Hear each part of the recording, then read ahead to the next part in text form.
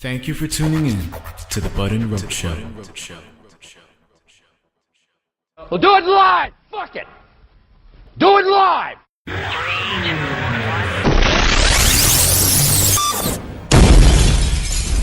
This is the Bud and Roach Show.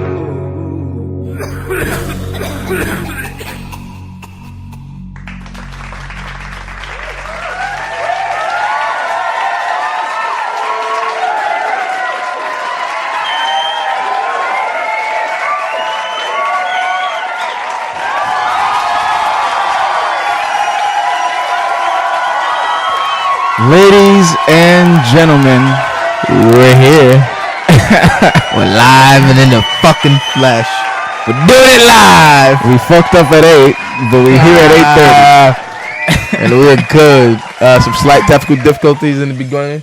Whose fucking phone is that? We're live on the air. Yo, whose phone is that? It's not the guy with his phone on? It's not the fucking guy with his phone on? Turn the fucking phone off! So you guys, you guys see it. We are here. We are live and we're live. Fucking flesh. That's all I wanted to see. That is all I wanted to see. Thank you, baby. We are here. What's the music? Here. You supposed to have the music? Oh yeah. Hold on. We're not. We'll see you later. So, what is this? What you got? What was the playlist that you set? Oh, there it is. Excellent. Don't stop believing. Really? Come on, don't act like you don't love it, bro. Everyone loves Journey. Don't stop believing. All right. Oh God. I was forced to set up a playlist on the run. We're live on the. Oh, it's gonna get much weirder. Promise you that. It's contemporary, man. You know what I'm saying? Want to keep it mellow. They want all that goddamn niggerish shit, all that juking and jiving, all that niggerdom. And get trapped out the window? So, I don't want to listen to Drake's poetry on there's enough Drake in the world. We need to put him on fucking Bud and Roach. But ladies and gentlemen, we are live and we are in full color. We got already we got one. So Cola, you're on the air with Bud and Roach. Yeah, what's up, brother? What's up, brother? Yo, buddy, Yo, I fucking miss you, Mickey, man. I miss you guys. I miss Monday, baby. Yo, I'm just cruising on into do what I gotta do in the nighttime, blow some minds. But guys, I can always get home to watch this video. Lisa's watching it right now. She's like, yo, we on live. I was like, yeah, man. Yo, we are on live. I want to tell the world, everyone listening to the Bud and Roach Show, this is where real talk happens. Check us out Friday nights, TSP, BudandRoach.com. Jesus, let's win. Cheers. Miss you, boys. We fucking miss you, Nicky, man. Cheers to you, brother. We love you very much. Yo, I love you guys. Guys, listen, I'm cruising, got the top down on the Jeep, cruising down the coast. Gotta get to where I gotta get to. You know where I'm going, babies. Listen, I'm out. Love you guys. I'm gonna check this out. I'm gonna check this shit out when I get to. So for all the listeners, who for any reason don't know, I don't know, just plug it. Can you plug that over there? I think we got enough things before we fucking blow everything up. But oh shit. You see, not that one. Matter of fact, plug it into the brown plug that has the light plugged in. It's right over there. It's by the end of the brown extension shit. So, ladies and gentlemen, we got Mickey still on. I get you guys. Guys, I'm out right now. I'm just a little bit. All right, Nicky, brother. Yo, you know, hey. It sounded like almost like a tidal wave because of the shit that we saw. You got me fucked in the head. Oh man, I'm sorry for that, man. But you know, you did it to me a few times. I thought it was, I wasn't gonna say repay the favor, but enlighten. They said that we sound staticky and echoey, so we lowered it a little bit. Let's see if the sound comes in better. Well, I think we should be all right now. It was peaking before. It was peaking like crazy. Yeah. Huh? So, the music is fine. Yeah, the music is fine. Yeah. So But you see, it keeps going to the red. So we're gonna have to let's just drop it because these are powerful ass mics, and we all the way in the fucking. But what happens is just peaks. See, you gotta move it back. See, These are powerful mics. These ain't the same shit mics that fucking do it live. See, it's not even getting that loud. Look at it, man. No, but we're all right now because I lowered it there. No, right. No, everything is good right now. So could it quite possibly been from just joking before we even did it when we were gonna go over to where the echo's going? Because I did hear a slight echo, but it went away quick. No, I think it was the fact that the mic was peaking on the mixer and on here. Oh, you got Incubus playing right now? That was the fucking clip that I forgot to get. I was gonna get a morning view clip to promote the November 15th gig that we have, and I think just promoted it right there. Boom shakalaka. So you guys, the old Incubus tribute that I used to sing for, I'm getting together one night only, and we're gonna play at I think it's called Revolution Bar and Grill in Amityville. It's not far from where the Amityville horror took place. So if you guys are listening right now, text us if you guys have our numbers, of course. Yes, if you're tuning in, viewing.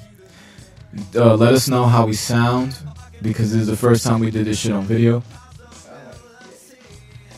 You sound like a gay. That's is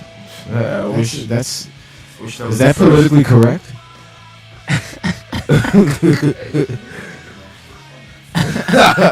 It was an Anchorman, so it's funny and thereby acceptable. That may be the downfall. Goddamn Will Ferrell, man. You know what I realized yesterday? Huh? Yeah, it was but you know, it's a real Ferrell film. Nobody quite wants to give what's his name? Not even Rob Corddry. What's the guy who played Champ Khan? I can't remember his name. Oh, I know you're talking about. I don't even know his name. These are the actors that you just know their faces. Well, we have a caller calling in right now, and now we're going to answer this. We haven't even started the show yet. Let's see what it is. Caller, you're on the air live with Bud and Roach. What's going on, fellas? What's going on? Is this Silverhawk Studio? Yeah, it's your boy. It's good, brother. What's happening, man? You people sound awesome on the mic. Crispy. We got Cheese here with us. Yo, Cheese, what's good? What's poppin', bro? Microphone's right there. Anything good? You in the cut? Hold on, let's. Man, I gotta see your shadow somewhere. Yo, get over Shout it. Get in the picture. Because I forgot for a second that we were doing video. I'm like, oh, my G. What's good? Hey, yo, bro, what's time? I'll see Chillin', you with brother. the Kool-Aid over there. Big shout out. What's good, brother? Congratulations on the live show. Yo, Deluxe, man. Big awesome. shout out to you, man. Silverhawk Studios. Silverhawk Studios in the building, of course, man. Mike Billis. Yo, man. From the LES. I'm here working hard. Well, not as hard as you guys, but I'm trying. We are trying, man. Yo. But some of us are doing a little more than trying. I think you're one of those people, man. Everybody tries, but What's not everybody good, makes it. Flacco? you. Yo, what's good, man? Why your mic low? They doing you dirty over there. Nah, They we doing me dirty? he got to talk into the mic. He don't got the expensive mic. Yo, what's good? Yo, Roach, man, what's good? I see you. You hiding, but I see you. It's all good. Listen, Burnt up. I see it. you know, yo, can you tell? Can you really tell? Definitely. Most tell? definitely, I Shit. can tell. Yeah. Yo, it's like triplets right now. That's why they call it Bud and Roach. Good, fellas. Yo, listen, I have to say this on the air. You know, you mixed a few of our tracks. You've done things to music that only the best people can do. And if you guys really want to make your tracks sound professional, go to the professional master of mastering, Silverhawk Studio in the Lower East Side. And you destroy music to take it to the levels that you take it, bro. You should be bigger than DJ Khaled. You already know. You people so mad. But yeah, man, I've seen what you guys are doing, man. You guys are doing your thing, man. I see the music. I see all the skits or you know, all the skits you guys put up. That's hilarious. A lot of good stuff. Thank you, That's man. what's up. We're actually gonna play those. We're gonna play the skits So tonight. guys, you're gonna get to see the skits for those of you who haven't. You're gonna see a lot of clips tonight. It's basically a clip show. since it's our first time on video, but it's gonna be a fun one. Alright, that's what's up. I look forward to that. Fellas, you already know, keep doing your teeth. Yo. Dang, cheese, I see you, man. Keep smiling, homie. Stay up, yo, Bud. Yo. Much love, Roach. You already Yes, know. Y'all brother. people rock. Yo, we're gonna have a new track for you soon, so just be prepared. Oh, yeah, I'm ready. Send them here, bro. I'll send them back with that. Your boy M. Dot, Silverhawk Studios. You already know what it is. They Much know love. what it is, brother. It's Bud and Roach TV, bringing out the best. I love that, man. Yeah, man. Just fucking. That was. wow. I remember the day that we got back the track from him, Feel it? and it was our first No, I time. didn't feel it. It was I Want You Now, Yeah. and it was the first time that we really heard our track pushed to that limit, or any of our music pushed to that limit. Because I do the mastering for my solo shit, but it's always like, you know, I know it a little bit, just enough to get me through the album and shit. But he took it to like industry level, and I first heard that track, I looked at Cheese, man. I was like, yo, That this shit was insane, this man. shit is fucking nuts. That shit was professional. That's like Remember that shit? that's CD. That's like major label quality mastering, man. He did his thing, man. Got a lot of major acts that have trouble getting that shit mastered like that, man. And he did it so light. It was light work. And he's a professional. He's a professional. That's the biggest part. Man is professional about his shit. Yeah. So big shout out once again, Silverhawk Studio. Yes, sir. But you know, we started this show at 8 o'clock, and then we came to realize that that we wasn't even live on the air. Yeah. So you guys missed a lot of fun stuff. Yeah, you missed a lot of crazy shit for a little while there. But in the beginning, I think it all happened for a reason. yeah. It all happened for a reason. So you know, today we're gonna revisit Bud and Roach ENT. This is a milestone for us doing live video, and we got a lot of clips of what led to this point. And I know we said this before, but we wasn't even live. Big happy birthday to Jonathan Yeah, Duran. John, man. Jonathan Duran. JD, J Dizzle. I'm gonna call him Jonathan DeFrance. Up, we have another caller calling in right now. Caller, you are live on the air with Bud and Roach. Yo, hello. Yo, you gotta lower the radio in the back with the TV. I guess TV now. Yeah, I got it. Who is this? This is India, Willie. India. Wepa. What's up, man? What's going on, brother? I'm seeing y'all. Keep up the good work, man. Oh, we trying, Yeah. brother. We are definitely Yeah, trying. man. I was hoping that you call in I'm too. tuned in. We're actually, ladies and gentlemen, for everybody who doesn't know who's on the phone right now, this man wrote a Hispanic jingle to the Bud and Roach show. Yes. And we actually have the clip of him performing it. Yo, matter of fact, let us play the clip and then stay on the phone with us, and we'll be back All right. right after this. Hold on, I really want to fucking play this clip. So let me set this All right. up. You got it. And ladies and gentlemen, this is the official Hispanic jingle of the Bud and Roach show, and we'll be back right after this.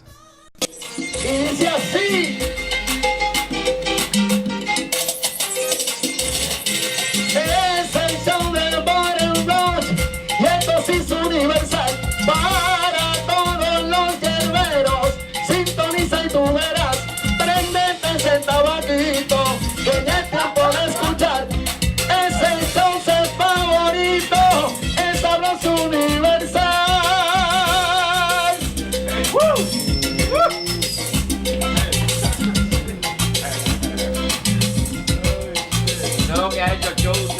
Los tópicos importantes que pasan allá en el mundo, este show se los dedica para el mundo entero. Puerto Rico y Panamá, Venezuela y Nueva York, Europa también, Italia y China y Rusia también se encadenan con el show de la juventud latina. Y para todo el mundo, mira, el indio llegó a cantar.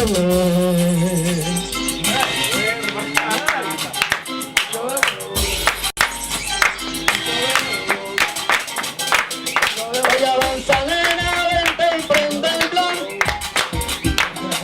Oye, avanza, nena, vente y prende el blunt. Oye, avanza, nena, vente y prende el blunt. Pero que avanza, nena, vente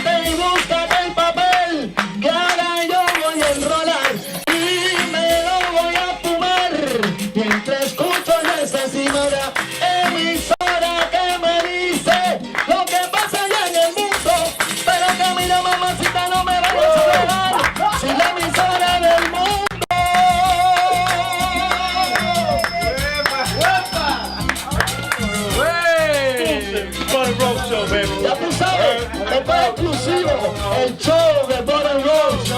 Un servidor, William India Escalera, con los muchachos de la emisora número 1 en el internet. Ya tú sabes, sintonízalo todos los jueves. ¡Sabroso! We out. We hit gold, baby. We hit gold. That is strong right there. That was very Amazing. That's the single. Yeah, That has to be the theme song. Ese es el diamante que todavía no ha sido picado.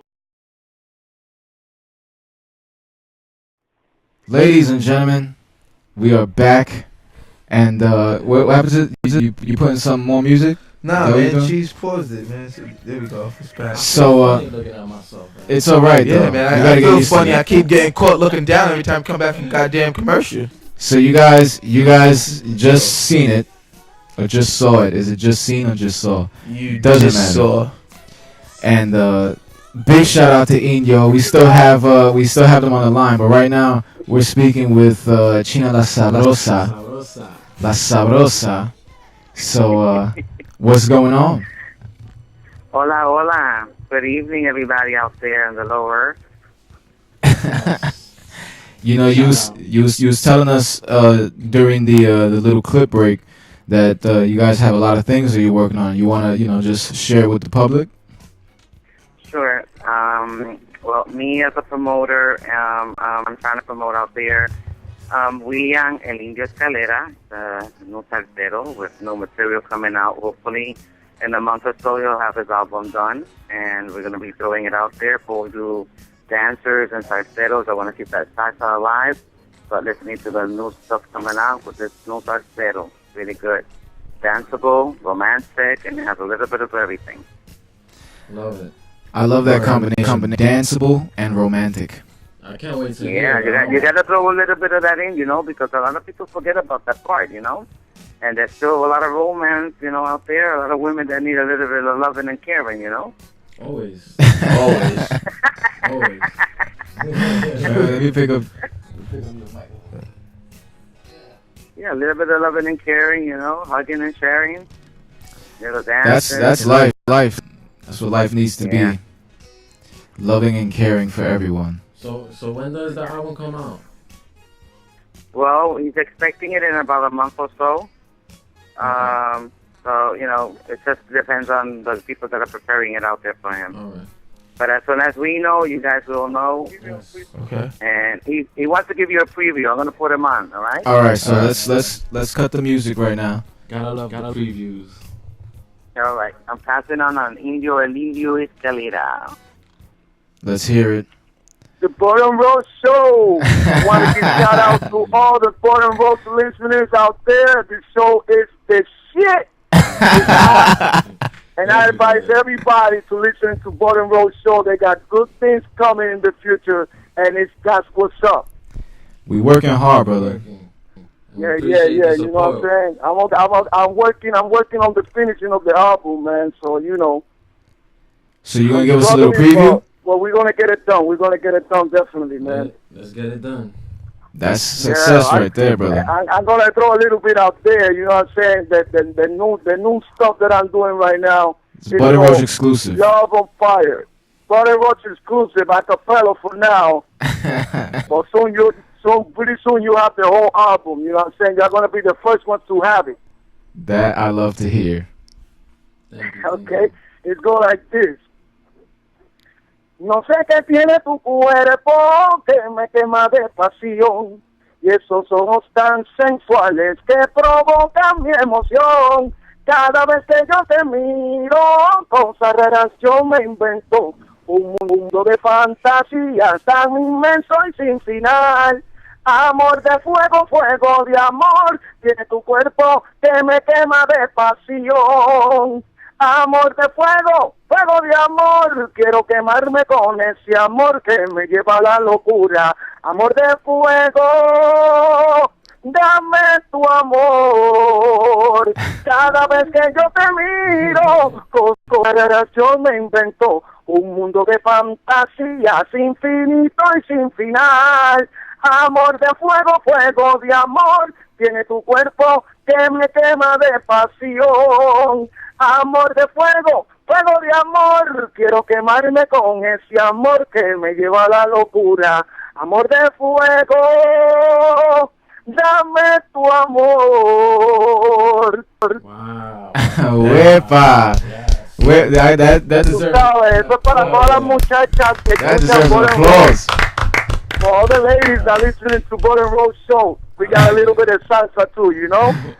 Bud reaches over to me. He says while you were singing, "I'm gonna need a translation." The only part I could really make out was being more. That was the only phrase I really. So That's good. I want to give shout outs to Silver Hall Studios, my brother Mike and Daisy. I know they listening out there. Big Killer. Shout out to Silver Hall Studio. They be helping me out too, and I love that brother too. So big you know shout out what's up. Silver God Hall, bless man. you, brothers. And it's been real, man. And thank you for the opportunity. And keep on working, man. Y'all doing great.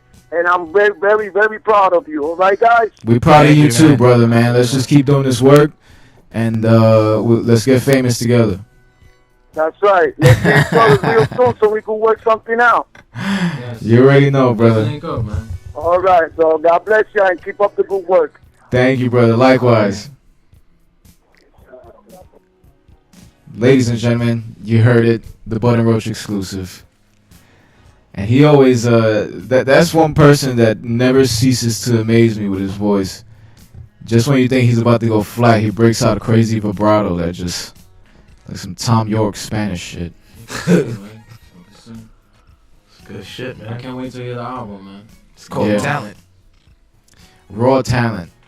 That's acapella. No auto tune. No shit. No auto tune. So with the But So yeah, back to what we were saying before. This episode of Bud and Roach Show, we're basically recapping everything that we've done since we created Bud and Roach up to now, and just kind of revisiting everything. And I got a shitload of video clips. We obviously just played one, man, but I think before we even say anything else, we have to acknowledge this person. This person has been very vital in Bud and Roach TV, the launch of Bud and Roach TV, and just us as human beings. He's impacted our lives a lot, and we always want to wish him well. So Johnny Gersimo is he's a friend of ours that we met doing Bud and Roach, and we started this fundraiser probably about 2 months ago, maybe. And after about a month and change, we closed out about close to $8,000. After fees, it came out to like $7,000. But we were able to raise that money doing Bud and Roach Radio, and we hope to be able to accomplish things like that even better, even more doing Bud and Roach TV, because this, like we said before, this is just a brand new thing. Like, this is the first time, we were supposed to go live at 8 o'clock, and we fucking at 8:30 we had to go live. So this is brand new experience. We're basically winging this shit, and like you saw, fucking Billo say in the beginning, fuck it, we doing it live, like, so whatever happens, happens. And he was a big part in making that happen. So right now I want to play a clip of Johnny Gersimo at our old residency in Zir Zamin. Rest in peace, Zir Zamin, man. That was a fucking... that shit's I was thinking about this the other day. Gizzy's closed. Zir Zamin closed. It's like every fucking place that I get attached to just fucking... Pine Box is still alive and kicking, though. Yeah, but we gotta pass by Pine Box, man, because... Love Pine Box. Man. We haven't been... I might do a set Wednesday, man. No, fuck, I gotta work Wednesday. Fuck, man. You saw how quick the man just got you? Yeah, man. I don't like this fucking shit. So right now we're gonna play the clip, and we'll be back after this clip. We love you, Johnny, and fuck it, bro. Yeah, man. Just speak about your experience in live. Speak about live, how you enjoyed. How you met Alex. Okay. Great show, Cat. Roach. Yeah, absolutely. We were actually, I was just talking to my brother about actually how I met Alex, and he heard my album on Reverb Nation, and when we actually did our first interview, we thought that it was gonna be like a 20-minute thing. We ended up talking for like an hour and a half. Like we just kept going back and forth. We had a ball, and you know, it was a really nice interaction with Bud and Roach. I think that they have the best interest in mind for the artists that they represent, that they're trying to really promote. You know, they're trying to bring out good things. You know, it's not like a dirty show where they're trying to like, you know, just entertain and get, you know, like just like, I don't know, that pop value of it. They're bringing out a real message. And I'm proud to be a part of it. I'm very happy to be a part of it. I'm glad that I got to do, you know, several shows and several, you know, appearances with these guys. It's a great experience, and I honestly feel that we're all friends now. I feel like it's all family environment. That's something that my music, I believe, represents anyway. Is just like welcoming of people, and the fact to be welcomed into, you know, the Bud and Roach show, and to have a good camaraderie and a back and forth is a beautiful thing. I think that any artist would benefit being a part of this, you know, just this whole movement, you know, because that's what it is. It's a movement, you know, and it's something that, you know, I hope that they're proud of. I hope that, you know, Alex is proud of. I hope that Bud's proud of. And I really hope that everybody knows that it's something that's on the up, and it's something that can help you get to the next step. If you know, if you embrace it. And I think that it's a beautiful thing. You know, at my stage of the game, that's what it's about. You know, just sharing love. Shit. We love you, Johnny, man. Fucking love you, Johnny, bro. Shit, man. Fucking love you, bro. You know, you're probably listening right now. So you listen. And, you know, he's an amazing musician. He actually just, they restarted a new cancer fund. Yeah. So I'm going to post all those details on budandroach.com. I don't have the details on hand because we're still setting it up. But the actual account is set up, and they got a T-shirt. His friend actually designed a T-shirt that says "Just Us Here" for Johnny, and it's a guitar. It's a nice ass shirt. Yeah. So you gotta see it. Sounds sick. That's the name of the group, and it says "Just Us Here." Just Us Here for Johnny. For Johnny. So, fuck. But double play on words. Exactly. So is this a Fallout Boy? Yeah. That's what that is. So basically, we've reached this level of doing video, and just to talk about what's been going on. Yeah. I can only tolerate his voice for so long before I get annoyed. Got beef with Fallout Boy? He's tight that we're not playing the house right now.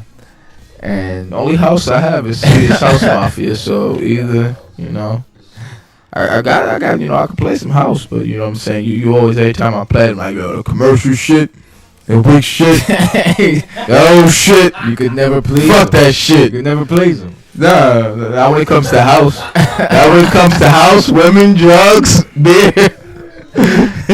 So, hold on, before we even get to the serious shit, I was doing the shout outs. And, of course, you gotta shout out everybody on Bud and Roach ENT for making this shit happen. Like, we got a strong team. Big shout out to Big Rich. Big Rich, man. Big fuck us up, brother. Big Rich. Ay, papito. Ay! My voice sort of went up in a little inflection there on that one. That wasn't supposed to happen. So, Big Rich, like, none of this stuff happens without Big Rich. Big Rich doesn't know how important he is to Bud and Roach ENT, but he felt it a little bit when they gave him a drink bracelet at the last event. That's solidified. Just that's no longer 3; it is now 4. Like this is the team right here, and Big Rich is no pun intended a big part of Bud and Roach ENT. So you guys already know if you want your shout outs, man. That's I know you have to go through, man. TSP. We got TSP, of course. Nikki called him. Last time. Oh, that wasn't. Yeah. Oh shit.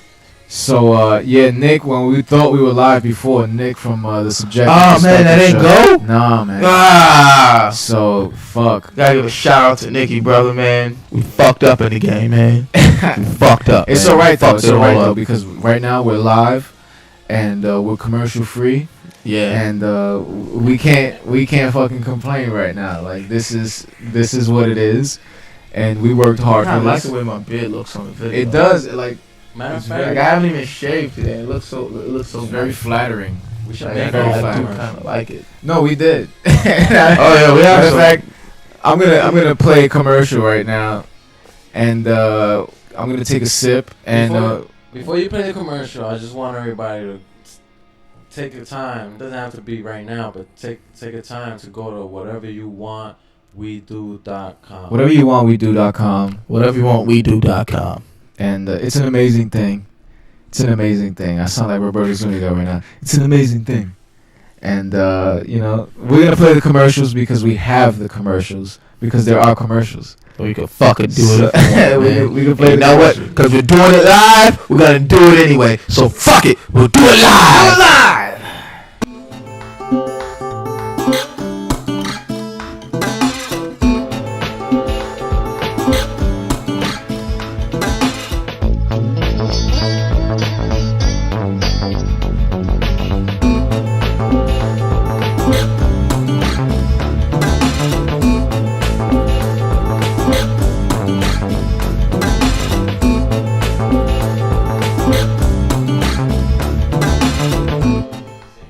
You see, we have commercials. Hell yes. Yes, I like it. It's good. It was, I worked hard on those. I Hell definitely yes. worked hard on those. You know that Canadian beer is like moonshine. Hell yes. This changes everything. I didn't even realize that Rob gave me the beer back. I was just, all this time, I'm like, yo, what the fuck is this beer? Like, Yo, I gave it to him 10 minutes ago. pull me after that. Big We are shout out to Roberto's. Yeah, man. In the studio In the studio with us. He's going to get a lot of camera time tonight. Yeah, man. You gotta get over here in a second, man. Damn. So it didn't get me yelling at him for the phone. Did we get that? Nah. Damn, Sensei, give me He some of could, that. yeah, you hear his voice, though. Yo, He'll be out. God damn, Sensei, give me some of that. So take some from here. But, you guys already know that you're on BudandRoach.com right now. So we're involved in a lot of things. And somebody else that I feel is very important to shout out right now is somebody who, for a long time, and I'm saying a long time, I'm exaggerating. It hasn't been that long, but it's been long enough. He's been coming at Bud and Roach for slacking as producers, but obviously we had to get this brand to this point so that we can further help anything that we do in the video realm. And I got a big shout out for Harry B. Sando Pictures, man, because R.I.P., brother. I didn't even show you the picture. Right by my job, there's a building called the Harry B. something building. And I took a picture of the Harry B. I was gonna send it to him. I fucking never sent it. I should do that now. But he's a monumental filmmaker, and what I love the most about Harry is the fact that he knows what perfection needs to be in terms of work ethic, because he pushes himself harder than he pushes anybody else.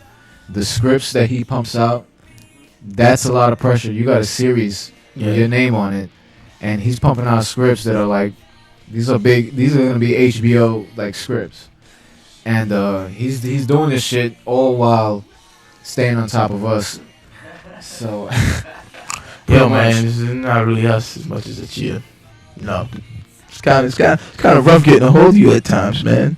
It's almost like trying to contact a drug dealer. Yeah, look what I do, and the fuck. Hey, man. Like, hey, man, you're the only one with a functioning Mac right now. You know what I'm saying?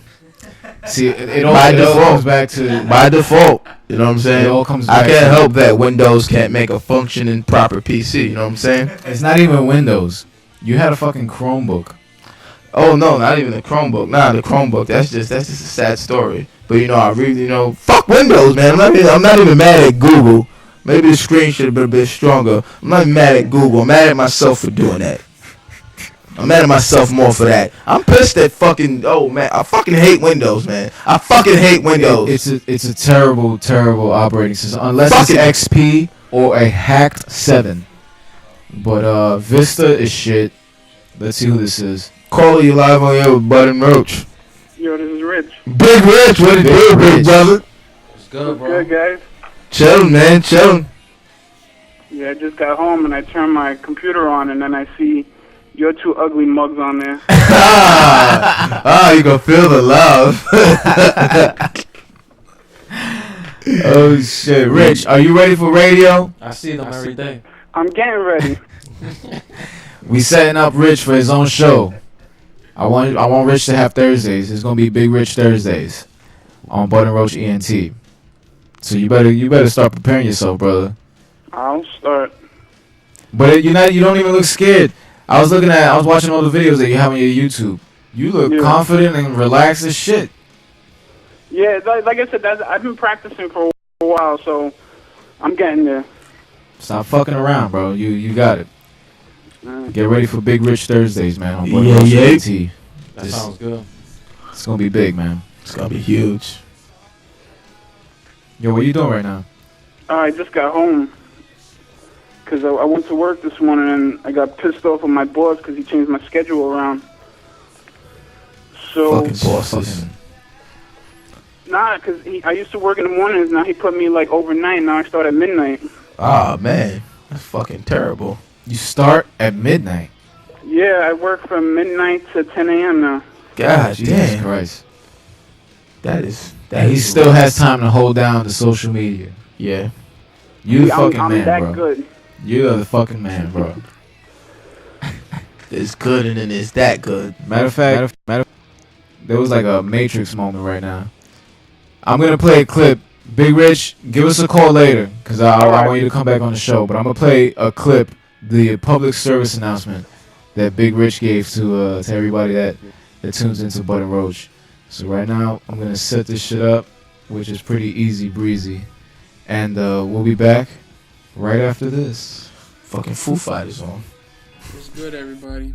This is Big Rich of the Bud and Roach Show, the social media guru, the shout-out master. You want to shout out every Monday night, you gotta go through me. It's 2013, it's big things for the Bud and Roach family. Got Bud, Roach, Cheese, D Angel, Rob, John, the Subjective Perspective, live every Monday night, 8 p.m. sharp. We speak what nobody else wants to speak about. We tell you the truth. Don't listen to what the news media telling you, they just telling you bullshit. You want truth? You check us out live every Monday night, 8 p.m. sharp. www.budandroach.com. It's 2013.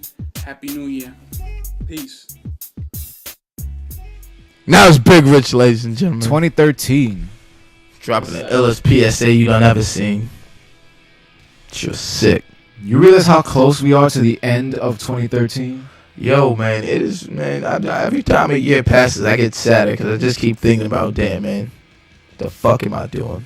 It's like, we're doing good, but people don't want to acknowledge that this is doing something good.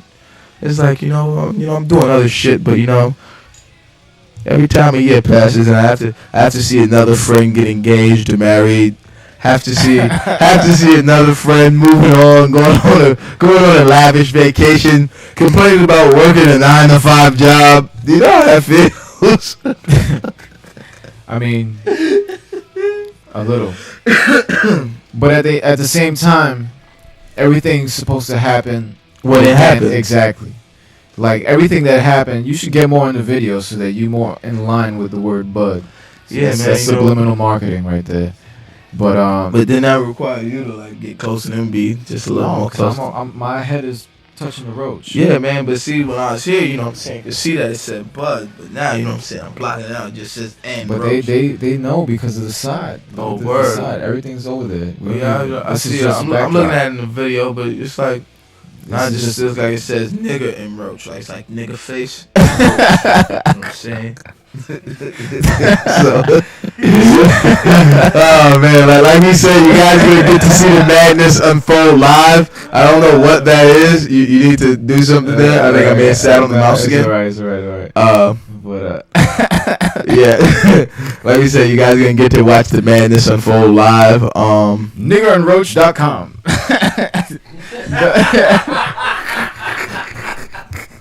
He's a nigga, he's a roach. We're nigga and roach. That's me. Oh shit. Oh man, let me stop. What happened to the music? You paused it. I didn't pause it. Song ended.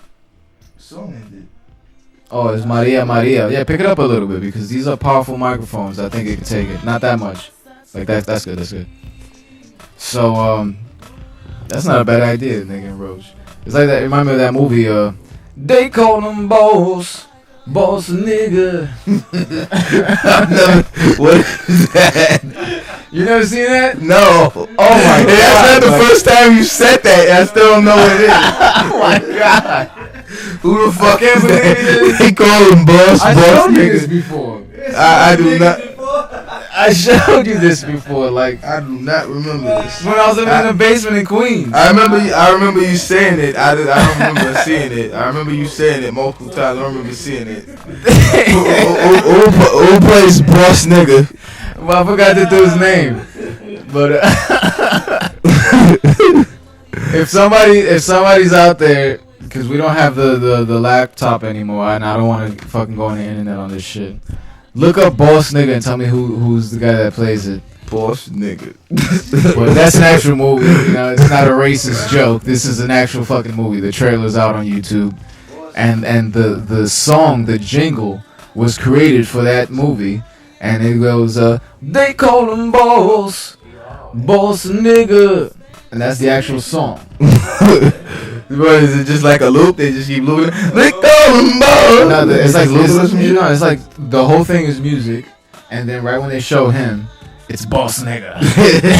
so it's kind of like Shaft. It's just exactly. It's a cowboy Shaft. Only it's Boss Nigga. Oh shit. It's boss nigga. That's the spirit of Boss Nigga telling you shut that shit up. The fuck are you snorting now, nigga? The fuck was that? The fuck was that, cuz? It's my Revenge of the Nerds moment. But back to what we was talking about. Huh? Derville Martin. We gotta get Derville Martin on the Bud and Roach show. He's like, it's real. I told you it's real. Oh shit. Boss niggas. Wait, a white boy's playing boss nigga? No, it's not a white boy. It's not a white boy. I'm about to say, like, come on, son. Like, come on, y'all. Now y'all, the fuck? Why am I looking at a commercial of Usher right now? Oh, man.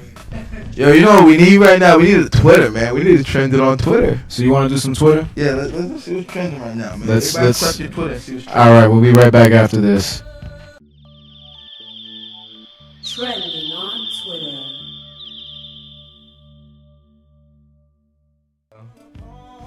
All right, so we're back on the Bud and Roach show, Damn, and fast.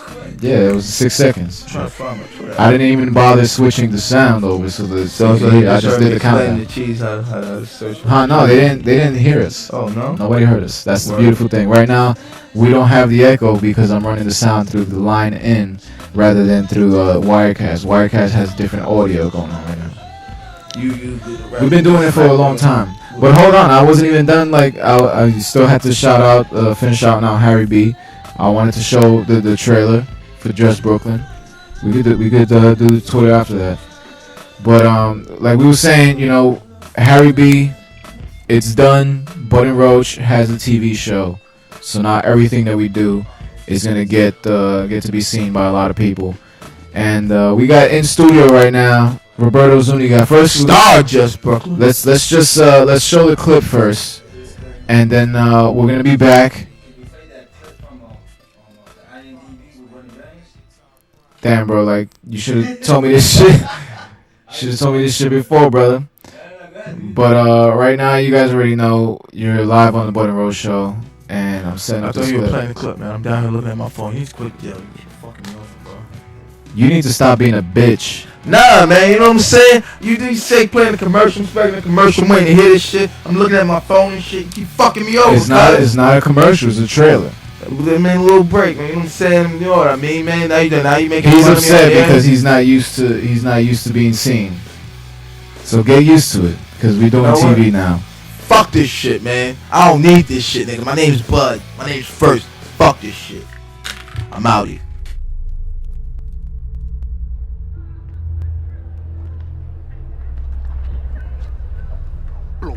Yo.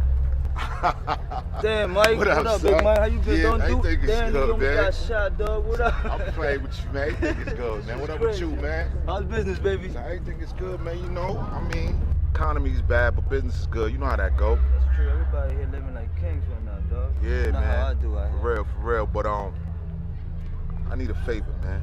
What up? It's like I need. First thing is I need some goons, man. What happened with Flip? Yo, Flip got caught up, man. Yeah, man. Flip doing bad, man. You know what I'm saying? He no good no more, man. I told that nigga to stop fucking with them niggas down there, man. Yeah, and the Star, yeah, he got caught up, man. Star dudes be like that, man. Yeah, But, you gotta know, stay away from shit like that, man. So what's good with you, baby? Nah, everything is good, man. I'm saying I just need that. You know what I'm saying? Hit me, you know what I'm saying? Let me get some peoples. You know what I'm saying? 3 real goons, though, man. I mean some goony goons. I'm gonna do this, you know what I mean? I got some little niggas that wanna put some work in here. Yeah. So I'm gonna give you that. They're top notch, you know what I mean? Yo, that's what's up, man. Yeah, all right. I'm gonna have that. I'm gonna have the whole package ready for you on Wednesday. All right, that's Down the what's spot up, on man. Bushwick. You know what Yes, I'm sir. talking about. That's good stuff, All right. man. For real, man.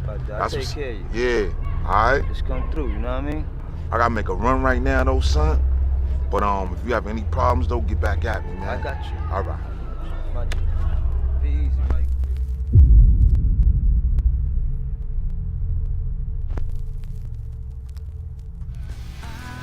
Ladies and gentlemen, never mind the fucking coming 2011.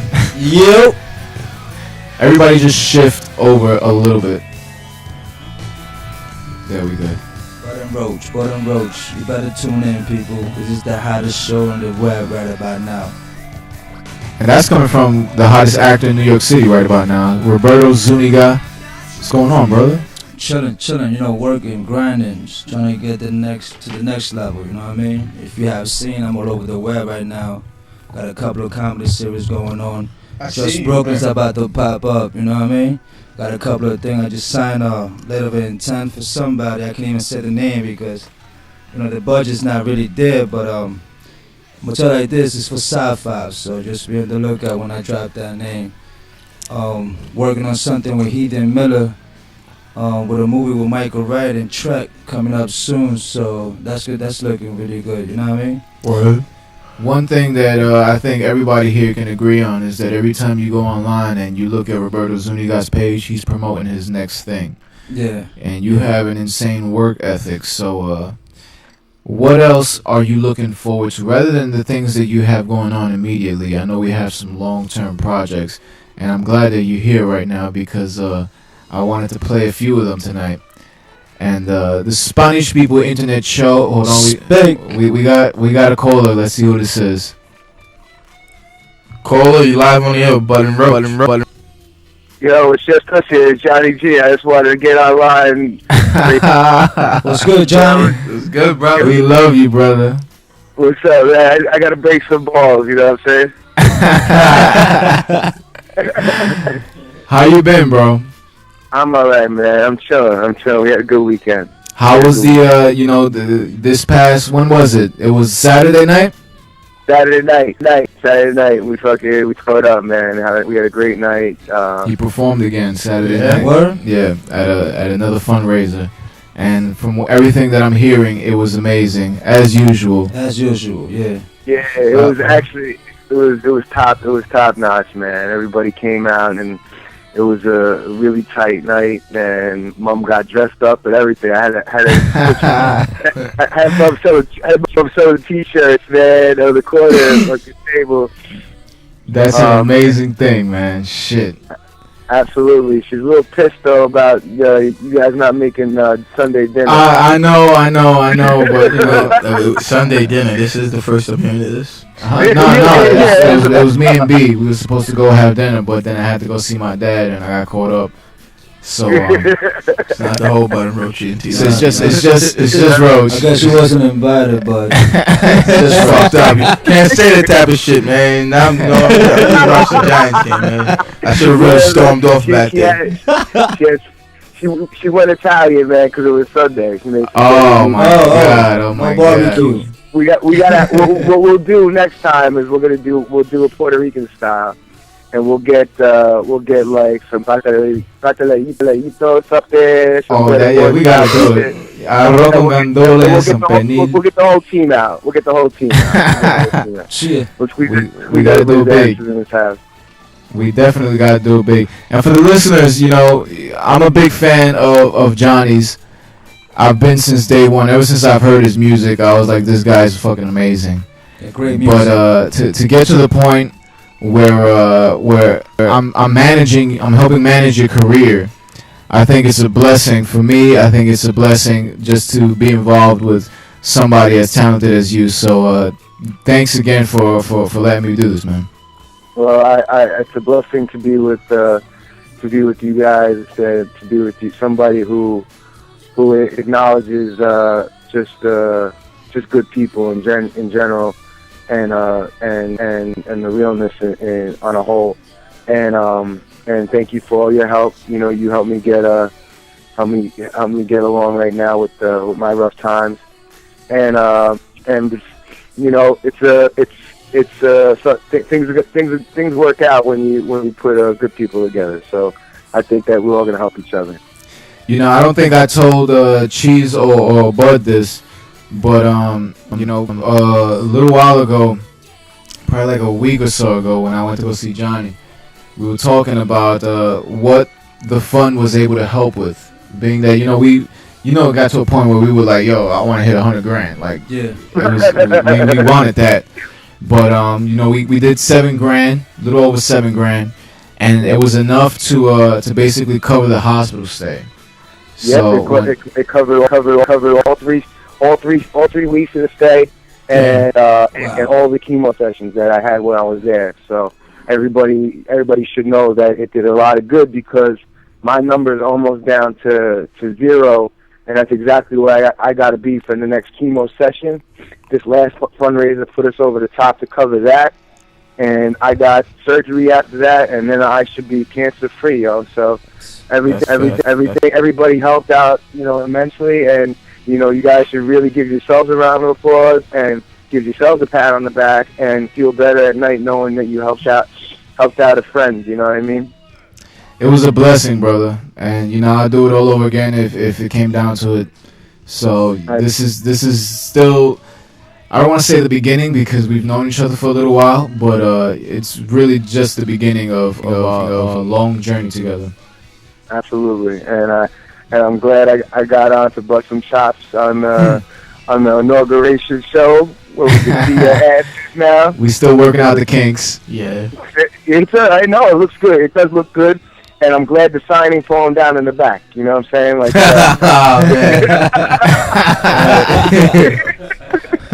nah, bitch. You got it right. You got it right. But you guys be good. Keep doing that thing. I'm gonna go hang out with the family a little bit, and I just wanted to say hello. All right, my brother. Good to hear from I'm you, gonna see you real Good to hear soon. from you, brother. All right, just us, you guys. God damn. Johnny Gersimo, ladies and gentlemen, one of the finest gentlemen I've ever met in my life. But you know, I'm glad he called in. It was good to Johnny G Spot. That's the new one. That's because his music makes you feel real good. Yeah. Johnny G Spot. Keep playing that guitar, Johnny G Spot. But right now, you know, we got Roberto Zuniga with us. Shit, Brooklyn, I'm here, baby. He's live. here. You know, we gotta do this. We gotta do this, and it's already that time. And this happened. If you guys really pay attention to this video, we've had it on the YouTube for a long time. tv.budandroach.com.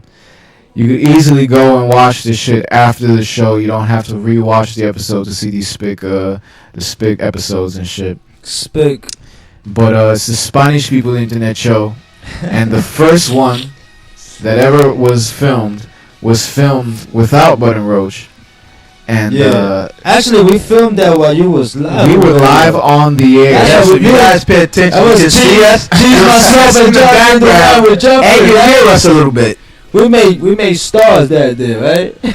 That shit was insane. We popped cherry. That was the first one. And it all came down to the wake up call. Read what do you call it? Read the subtitles, man. That's just hilarious. So we're gonna be back after this is Episode 1. Oh, we gonna bust From his Spit, ass. check it Episode out. 1 of Spanish People Internet Show. Internet show. Early.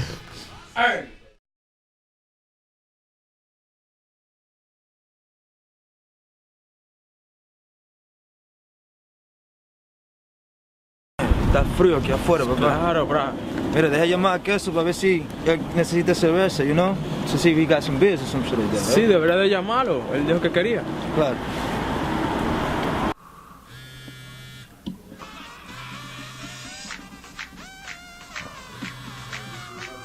¿Qué ha pasado, bro?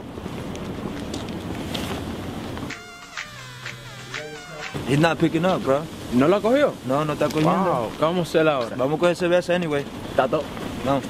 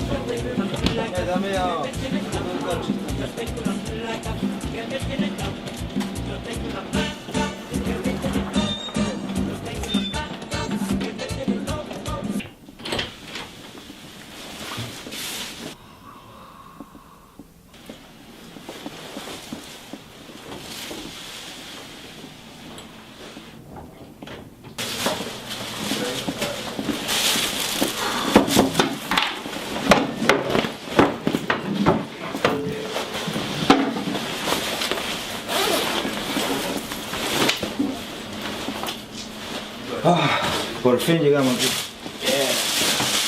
Y chis no se levanta, loco. Déjalo ahí, está bien. Guayando. Y ahora que la cosa se va a poner buena aquí. Posadera total.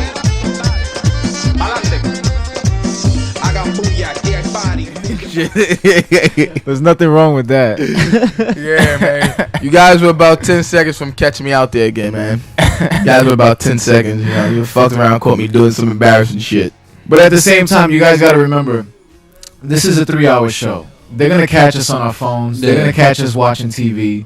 Yeah. This is a fucking 3-hour show. Like, It's live. it's impossible for us to be focused on this fucking Mac for 3 hours straight. Like, I don't know, man. Maybe if like Julia Louis-Dreyfus was like right there, like bang, titties, Actually, I'm gonna tell you this, like, when we did that episode, that was no monologue. We just came up with all the lines. Like, I remember you guys was doing the show, and we was thirsty. So we went to the bodega and get a 6-pack, and we just thought about everything. Who's you know? that? We did it. Oh shit. Who's that? I'm getting, I was getting text messages and all this shit. Yo, what that means Oh, right man. there, it says 49 on the S. Where? That's 49 callers. Where do you see 49? Skype there. I don't even know what that 49 is for. That What's number up with always 49? Sometimes there's no number on the S for Skype. Oh no, because every time we get fucking missed calls, like I don't actually click the thing, so that's accumulated. That's been there for a long time. Let's see. Damn, man, damn. We gotta shout out El Jeff, man, because Yeah, Jeff. El Jeffrey. Jeffrey, El Jeffrey. fucking Jeff. Fucking miss Jeff, bro. Yeah, what happened with him? He's around, right? Okay. He works his ass off, man. Like, We're gonna have to have a big reunion, you know? Yeah. fuck, man. When the other spick gets back from Europe. The other spick, right? Trying to be French now. La s'il vous plaît, Love that nigga, man. Love for you, man. Yeah, Happy come birthday back. once again if you're listening, yo. From Brooklyn to France, you know we're thinking of you. Our boy Maynard just texted me saying that the video quality is jumping. I'm gonna say no. That's your internet. Boom, shakalaka. Stop stealing Wi-Fi. I feel like Luis D. Ortiz right now. Boom. Can we not make no real estate jokes? It's still open. No real estate jokes. It's an open over one. the real estate. It's an open one right now. It's like shit, man. But What happened? I want to know what happened. I just got the same text. Yeah, he's saying the video is getting blurry. You're like, Stop stealing Wi-Fi. Get your own. He don't even steal his Wi-Fi. It's just still slow. It's like, what the fuck? But that's just cold. We got more episodes of Spick. Yeah. And it's just gonna have to be after this commercial break. So we'll be back after this. Yeah.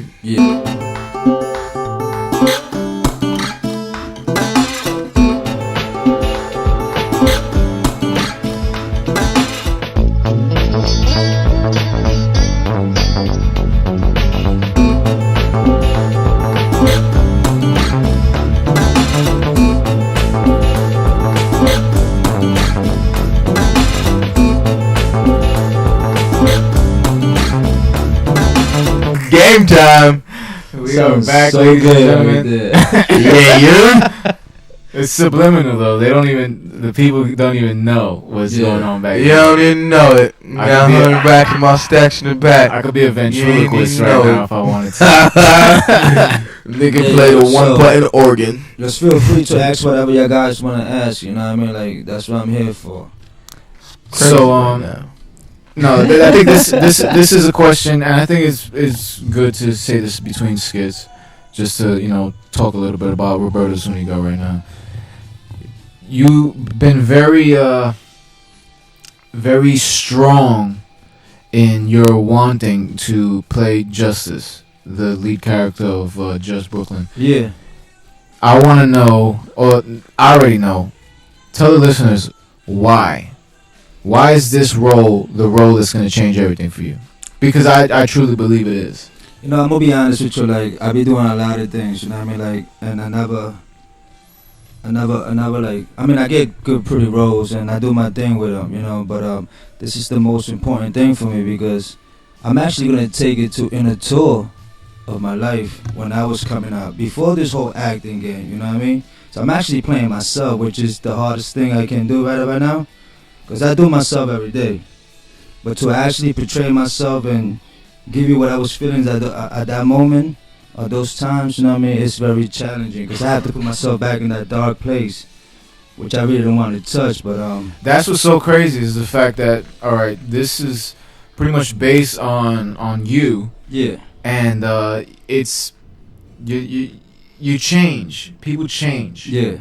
For me to mentally be me 5 years ago, yeah, I don't know if I could do it because people have changed, their values have changed, everything's changed for someone, and for you to be able to go back and have to relive that on camera, I think that's going to be one of the biggest things that's going to separate a lot of the roles that we've been seeing lately, because a lot of shit's been coming out, and I think the world is waiting for Just Brooklyn. No, it is. That was when we first sat down and signed the contracts. I believe that's on Instagram. If you see it's on pictures up. I have on the Metro jersey. Yeah. So we signed the contracts at Harry B's place, and everybody was pretty excited about it, except Rob. That was the day of the bacon debacle. Yeah. Yeah, I wasn't too happy when that happened. You know what I mean? Like there was a lot of, I ain't gonna say stipulations, but like. It was just a business meeting that's not favorable to the actor. Exactly. So basically, one of the stipulations was that we had to basically set him up to take his career to the next level. Yeah. In order to take this product to the next level, he was going to have to push himself to the limits of doing stuff that he's never done before. No, never. And I really didn't think that I needed an acting coach or go to acting school and everything else. But like, you know what?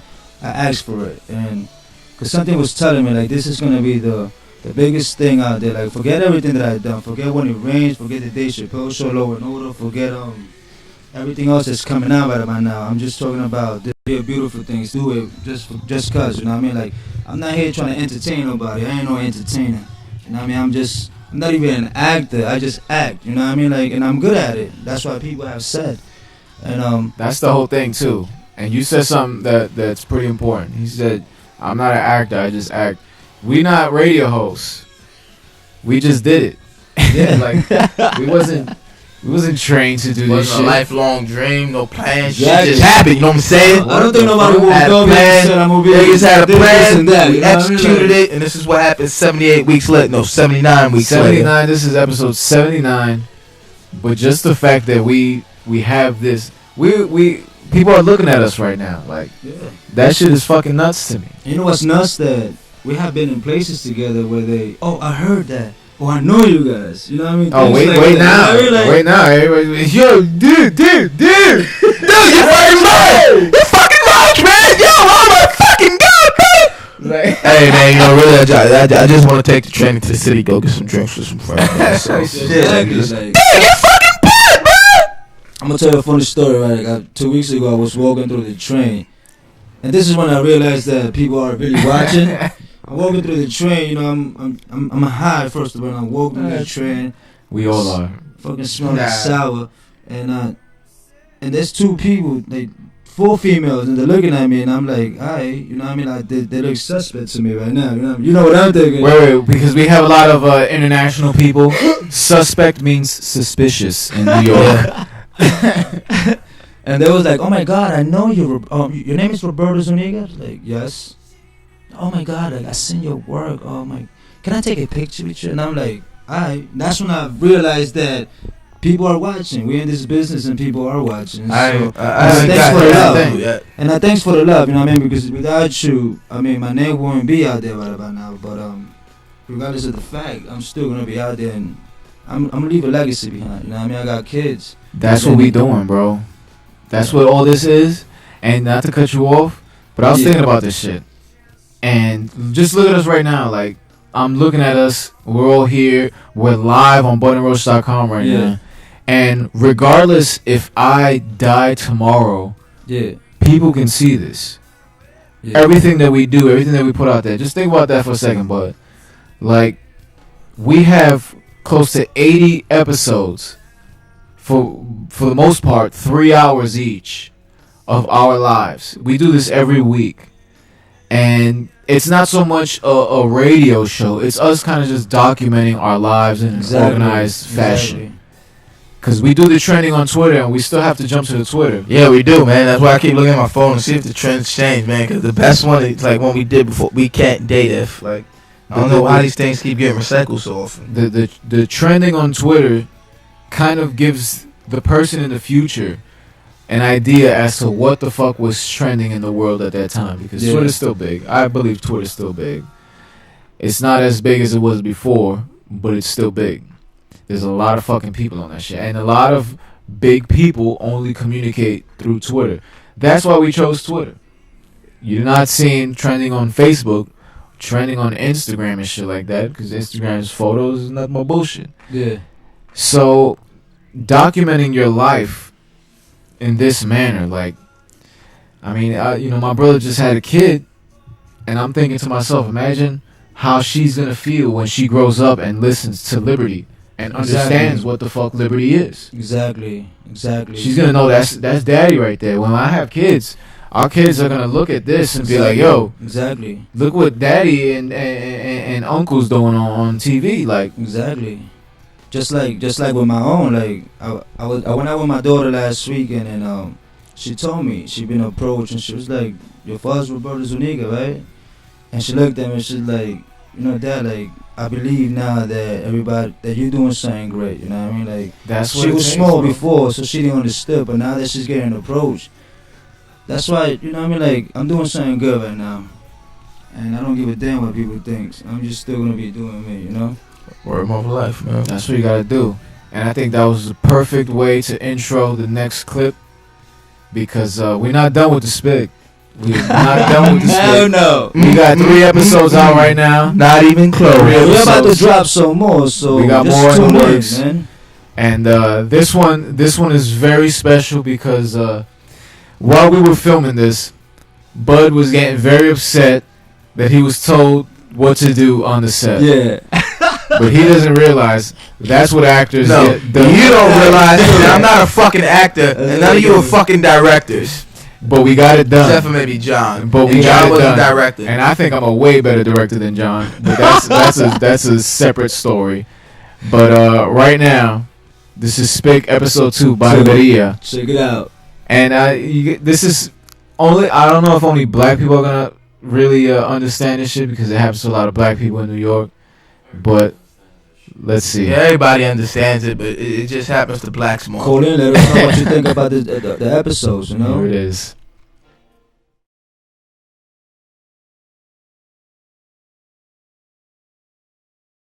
Yo, what's going on, man? Yeah, I just got off the train. Yeah, I just found a barbershop. I'm gonna come meet y'all, man. Just be sure to text me the address, alright? I'm gonna come meet y'all. Yeah, my nigga. I just found a barbershop. Yeah, nigga, I'm gonna come. Yo, my nigga, you gotta text me the address, my nigga. Alright, yo, my nigga, there be some fucking bitches there, my nigga. That's all I'm saying. That's what I'm saying, nigga. Last time y'all niggas was a bunch of niggas, nigga. Alright, text me the address. Alright, my address.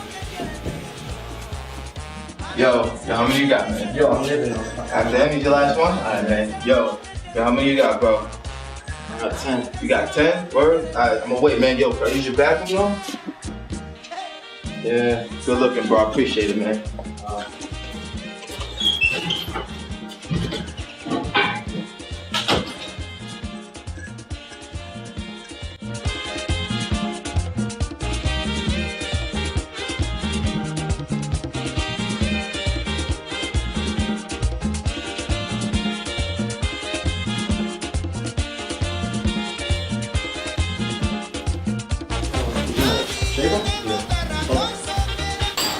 Oh shit! Yeah!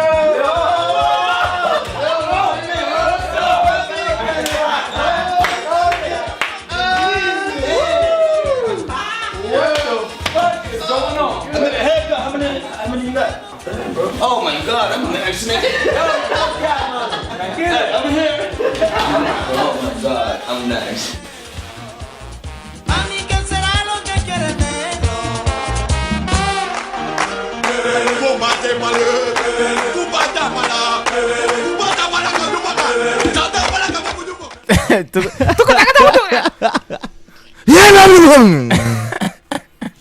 That's what that nigga is yelling right there. That's what I heard. Fuck out of here, man. Fuck y'all niggas, man.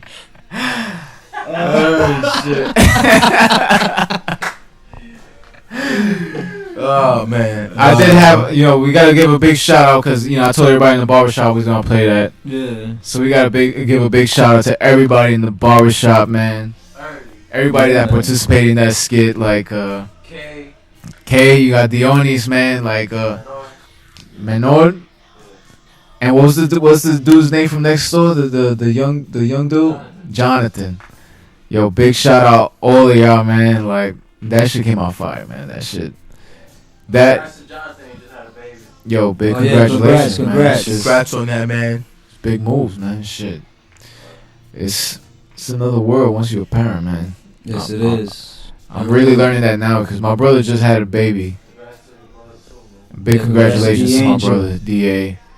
He just had a baby, and when my niece and my nephew were born, Sam and Sean, I was still a kid, so I kind of grew up with them. Now I'm really seeing, as an adult, what it's like to deal with a kid, man. And that shit is no joke. No, it ain't, man. You ready for a seed, bud? Fuck out here, dog.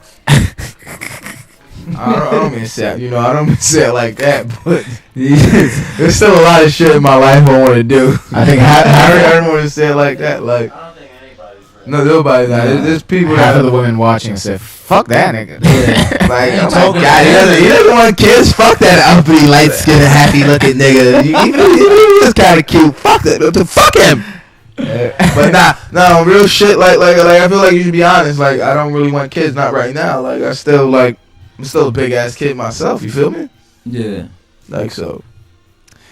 We all big kids, man. We got a fucking big TV kid show. That drinks and smokes, just Fuck it though. When it happens, it happens. Yeah, man. Not gonna rush the top. You know what? You know what my biggest fear is? Like in a few years, like, cause I'm 26. In a few years, dating a lady. Cause I've never dated anyone my own age or younger, older than me. Yeah.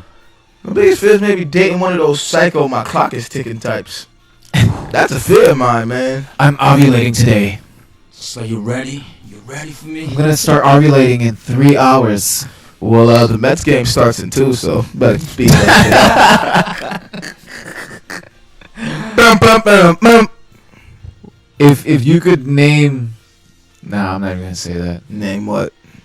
I was gonna say if you fucked a girl at like Citi Field and she got pregnant, what player would you name your kid after?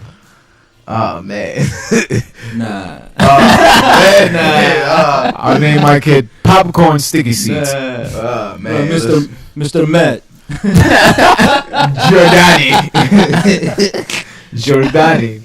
Male or female name? Kind of like Taylor or Pedro. Jose. Fuck it. Do it live. Murph. There has to be a Pedro in the stadium. I think there's a Pedro in every stadium. So that a Pedro. For every bathroom, there's a Pedro cleaning. That's fucked up. Pedro's and Jose. Juan. The common names. Juan. Yeah, I work at a law firm. I'm looking at all these papers, and a lot of the names for the people that have cases with these lawyers, exact same names. Like, I'll pull up 5 of the same name, and it'll be 5 different cases. I'm like, what the fuck? Like, this is a little weird. Like, Jeffrey Ortiz. Jeffrey Ortiz at 204-919 Lane. They all have different addresses, different everything, different. Looking through the photos and shit, I'm like, right until you get to that one detail that's all the same, the signature. So like, this guy crosses his Z's. But, the pride, I believe, of... Wait, we got a caller right now. Caller, you're on the air with Bud and Roach. Roach. The fuck? Yo, you know, hey? What's good? Yo, what's up? It's your boy Jeff. He's back. Ladies and gentlemen, Jeff is back. I'm back in the form of my people. What's up? What's going on, brother? What's up? What's going on with your show, man? I see you on your little thing. You know, you're doing your little thing. That's what's up, man. You finished that bottle of Henny yet? Still going on right now. Fuck you hear me? Yo, you gotta save me some, man. Let cheese. Save a couple of cups. Bring me the cheese back here, man. You feel me? Go ahead, cheese. You better have my cup ready. Yeah, I'm on my 6-pack now. You feel me? Yo, Jeff, I got another caller calling in right now, so we're gonna give you a call back in a little bit. You got a call up. All right, that's all, man. That's all. All right, brother. You are on the air with Bud and Roach. Hello, everybody. It's me, Lady Ange from What's good, Angie? What's going on? What's up, guys? You guys look good live. What's up? You look good. You look You know good. what that means? You know what that means, right? Tell us. That means that Clip needs to go over there and get the guys in the middle show. Bud Roach and Clip. Yeah, but you gotta remember we're not on shutdown, so we gotta change it up a little bit. Yo, the government shutdown has been lifted. Yeah. So What's up, Papa? What's up? We just chilling out here, trying to do this thing. We still got one episode of Spick. Live. We still got one more episode of Spick. Oh yes, remember we were talking about the ideas about that. About all I gotta say is about the Starbucks. You remember, right? This is a quick fact about Starbucks, and this is definitely something that people need to hear. If you buy Starbucks, you're only funding the people that are trying to try. And you see, they try to destroy me right now. It was like, I think it's only happening on the calls. Yeah, It's the remix. But like I said, if you buy Starbucks, you're only giving money to the people that want to kill you, because you're giving the Starbucks. And we all know who the star is. You see, they fucking with us right now. Like, yeah, I think now they're enraged. I think we're too real for them. Before the Illuminati, you just used to knock off the internet. Now they're seeing our faces and they're. These motherfuckers got TV now. It's like, yeah, they got a face. They got faces. I think Bill O'Reilly's pissed that we used him for the intro. So, can't believe they're doing that. Fucking doing it live. Holy shit. Oh my God! But you guys look really great. It looks good. Thank you. How does Thank it feel? I mean, is this the first time that you guys actually went live and people could see you? Yes. Yes, it is. I mean, we did it at Nightline. That was our first taste of like video radio. You guys popped our cherry. Yeah, that was nice. I'm glad that I was there. But that was fun. You see, they fucking with us. Cherry was popped. You left us all bloody and shit. In the corner, in the shower, knocking ourselves back and forth, telling us it wasn't our fault. The Miley Cyrus article about tampons, and then that'll help.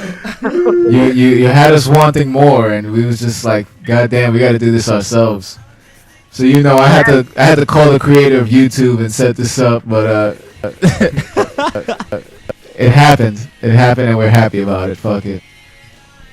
No, but you guys look good, and I'm really glad, and I'm proud of you guys because, like we all say, that we all try to get up on there, but you guys, the Bud and Roach guys, man, I can imagine how many more people are watching. They're like, wow, we get to see what they look like. Yes. And they get to see Roberto Zuniga right here in the middle. Yeah. Throwing up his. Oh, that was the remix. So, I just want to shout out, of course, my team, Extremities. And you know that I call this for, Robert Zuniga, you are the best. Keep doing what you're doing. Of course. And you already know Bud and Roach, I'm going to be up in there. We have to hang. Or, already Definitely. know. And we got a big shout out once again to Jose Rivera and Caesar, man. Like, yeah.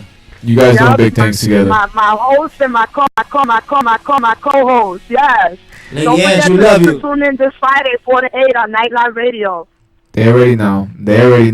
Of course. And we're going to post that link up once again on budandroach.com. But we got one more episode of Spick that Lady Ange we need you to see. Okay. So definitely stay tuned into the show. And we got to play the clip, man, because let's do it. This one, we actually got Kike from Coney. Oh, yeah, And oh wow! And what was this dude's name? I forgot his name. Kenny Brentano. Yeah. And these guys, as a team, these guys are like top notch, man. Like how the fuck they pulled this off? It was just organic. So Lady Ange, call in later on in the show so we could keep catching up. And right now we're gonna play the clip. So check out. Let your people know we on. We live. Yep. And remember, Roberto, Mr. HBO, I'm so proud of you. Always remember that. We always got your back. Love you. We do. No, thank you so much. I love you too. All right, baby. So, ladies and gentlemen, we are at the final episode of Spick for tonight. Spick. And it's been an amazing 3-episode journey, but I'm sorry we have to do more. Yeah. Fuck around, we do a movie with this shit. And this is one show that, in the beginning when we first thought up the name and the concept and everything, that was nuts. It was just like, I think it was like over cigarettes. We was just kind of like over cigarettes. Yeah, we was in the backyard in the basement. We was talking, and we was like, why don't we do a show called Spick? No, actually. And then we was like, Spanish people internet show. That's how we got the definition of Spick. We wanted you high. Remember that? We wanted it to be called Spick because we're proud of it. Yeah. And we want to kind of take all that negativity away from the word, like, and make it beautiful. Like we got into it. Well, I got into it with an artist manager not too long ago because you know how we talk, bro. Like I say, yo, that's what's up, nigga. Like that's what's up. Don't call me nigga. Yeah. Like, yo, it's 2000. Like, Drake calls you nigga, and you fine with it, and somebody that actually grew up in the hood that speaks this way on a regular, like, exactly, it's a term of endearment. It's a brotherhood. Like, you should be worried about the government trying to kill you. What the fuck is wrong with you? Exactly. I mean, I know that. I grew up with all my niggas from Coney Island. So I mean, this is how people talk, man. Like, it's a TV. don't let TV raise you, but TV raised us. Like, the fuck you gonna do? Like, It's very sad. But we it's true. old already. We old already. So it's hard to. I mean, we got to do the proper shit when we go to work and shit. But we chilling right now. This is work, but this shit ain't work. Yeah. This shit is light work. Con Edison. So right now we're gonna play episode 3, Spick. The goal. I'm staring at Bud. Look at the game. He's like, this has been one of the longer intros to anything, man. Oh shit, they up. Here it is.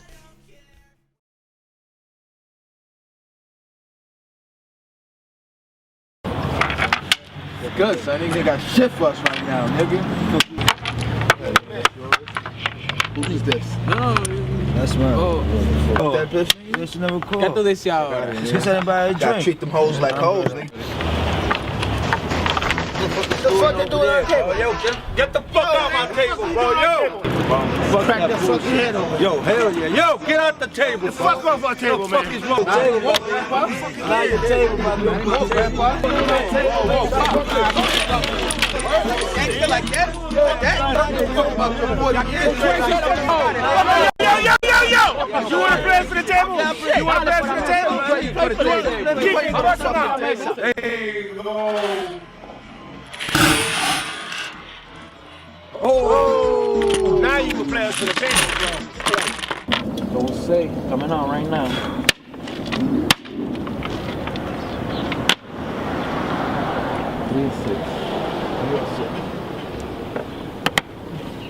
How's that over here? 6.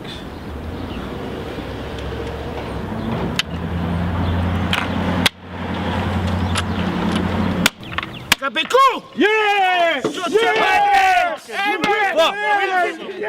But the motherfucking asses! That's right, you can't do motherfucking ass! That's right! Try to take our fucking table? My table, bro. My table. That's your table, We're the champions, We take that motherfucking ass. Good game, Good game, my nigga. Good game, kid. Back it up. Yo, we back it up, bro, all the way. Sorry, It's man. my game. All right, look, that's what I'm gonna do. It's my game. It's my game. Good game, bro. That's what I'm gonna do. Yo, next time go to school.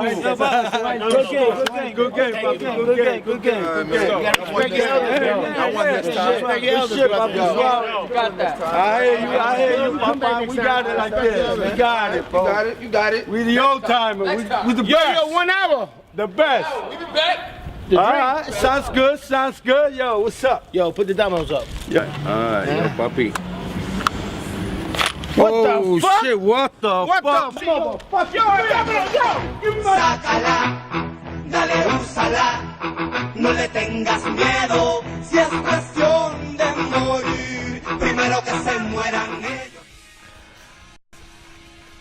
Ladies and gentlemen, we are back on the Bud and Roach show, and right now we have a caller on the air with us, and he's someone you guys heard a couple of weeks ago, one half of the rapping duo extraordinaire MVOE. I guess they say former because they got a that's the new group that we about to talk about. But got one half of MVOE, Vinny, Lazy Eye, Else for the Ladies. What's good, brother? What's up? Chilling, man, bro. You know, thanks for calling in, man. You know.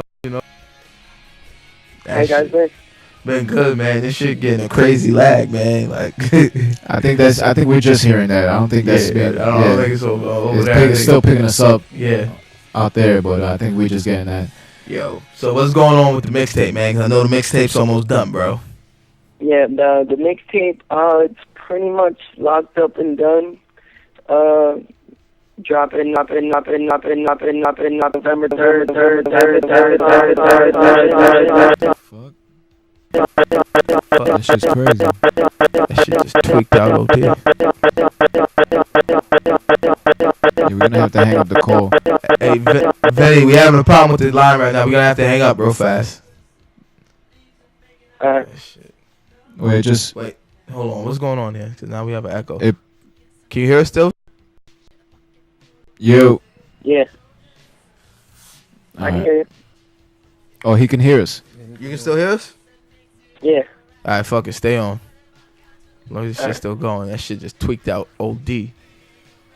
I guess I need to get some RAM for the Mac. Yeah, something. It might just be the ping again, man. But yo, man, tell us about the mixtape while we got you for this shit start fucking up again. All right. Well, the mixtape is basically done. Maybe might add one more track before November 3rd, because that's when it drops, November 3rd, Revolution, datpiff.com. It's going to be great, highly anticipated. What's up? Yeah. And what's going on now? You say you guys would put together a bit of a bigger little trifecta. I can't even call it trifecta, like a super group almost. Yeah. Yeah. We started it not too long ago. Coast Club. We got 8 people in right now. We got a couple more rappers, graphic art designer, clothes designer. So doing bigger things right now. That's what's up, man. That's what's up, bro. It's a good look, brother. Shit. But you guys are doing things fast because you were just on the show. Yeah, man. Like I was expecting mixtape. Now you got mixtape in another group. Yeah, we're making a move. We're working hard, nonstop working hard. Yeah, man. That's what we gotta do, man. Hell yeah. But right now we gotta go on to the next part, brother. But I'm gonna text you and we're gonna talk later, all right? All right, bro. Thanks. All right, man. Yo, thank you for calling in, Keep brother. Keep up with the good work. Thanks. All right, brother. So right now I'm gonna take Skype off. I'm close Skype, reopen it. But while we're doing this, you want to set up Cheese's house? Yeah, I'm gonna set it up. Cause we're gonna take a quick commercial break first. So we'll be back. See, it's like shit is bugging out. But let's take a quick commercial break. We'll be back after this.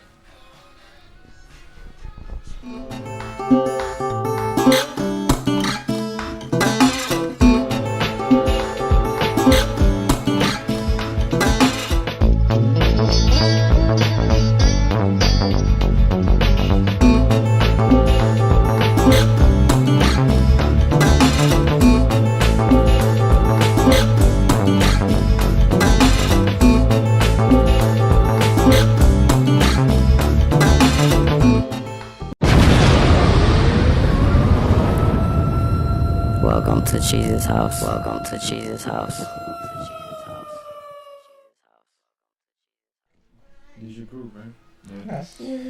We are live, ladies and gentlemen. We were experiencing some like audio difficulties before and shit, but this is our first time on YouTube. We working out the kinks, and pretty happy overall with the show so far. You guys already know it's Cheese's house. You know we're live right now. Fucking live. Fuck, we do it live. So you guys here with us, budandroach.com, of course. I already dropped Cheese's house. You did? Yeah. Oh shit. We back. We live. It's Monday. It's week 79. 79, man. Long time, man. More than a year and a half already. Putting in work. We getting close to that 2-year mark. Yeah. Oh yeah. You already know. Be interesting. 104. If you ain't late, you fucking early, papito. Early, papito. House.budandroach.com for the best. I repeat, the best house music. Strictly the best. Strictly the best. There's a new mix every week. And big shout out to Ricky D last week. Yes, thanks for coming on, showing love. And Only playing play some strictly shit. the best house music. Strictly the best. Not that weak shit. Early, papito. Early. You turn off the music? So, Nah, songs just ended. Before I play tonight's song, I wanna remind everybody I'm playing this Wednesday. So you can check that out at house.budandroach.com. Early, papito. If you don't know, you can go to the slideshow. Right underneath the slideshow, I believe, there's a link to submit. Guest DJs, if you think you good, if you think you nice, if you think you the best, book yourself and let me hear some shit. And I'm no problem. We'll let you know. We're accepting our mixes. Our mixes of strictly house music. None of that weak shit. Don't bring me no commercial shit, cause I won't play it. if your mix starts with "Don't you worry, don't you worry, child," I'ma pick that shit. These two ass jockeys won't though. That's for the Wake and Bake. That's Bud's section of the Wake and Bake. Yeah. Oh yeah. Well, tonight's song, it's new, of course. I haven't really played no whole shit, but you know, I like this song, man. I want to play it, so I want you guys to enjoy. It's by Kevin Andrews and Leisure Groove. Definition.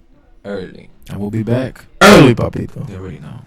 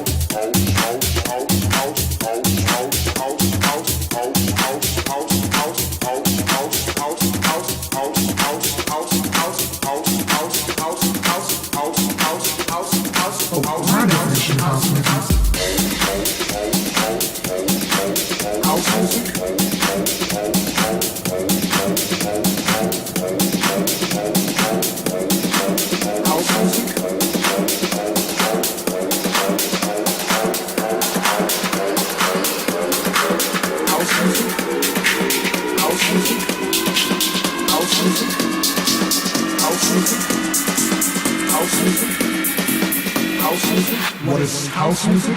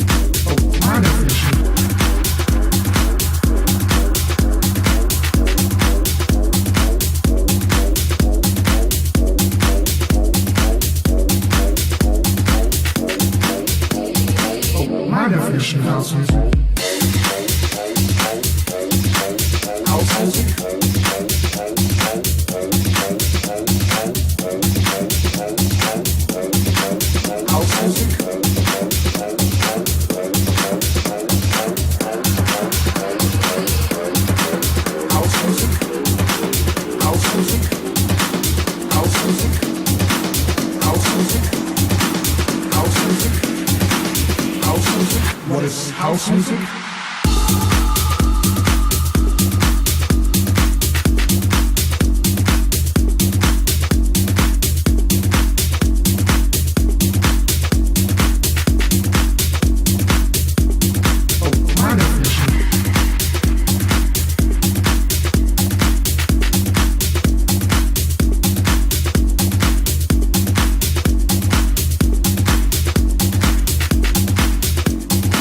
What is house music? House music?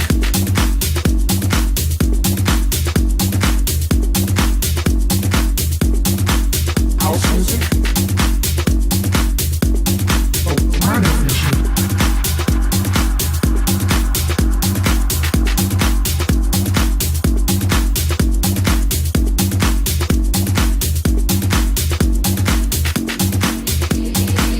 My definition of house music.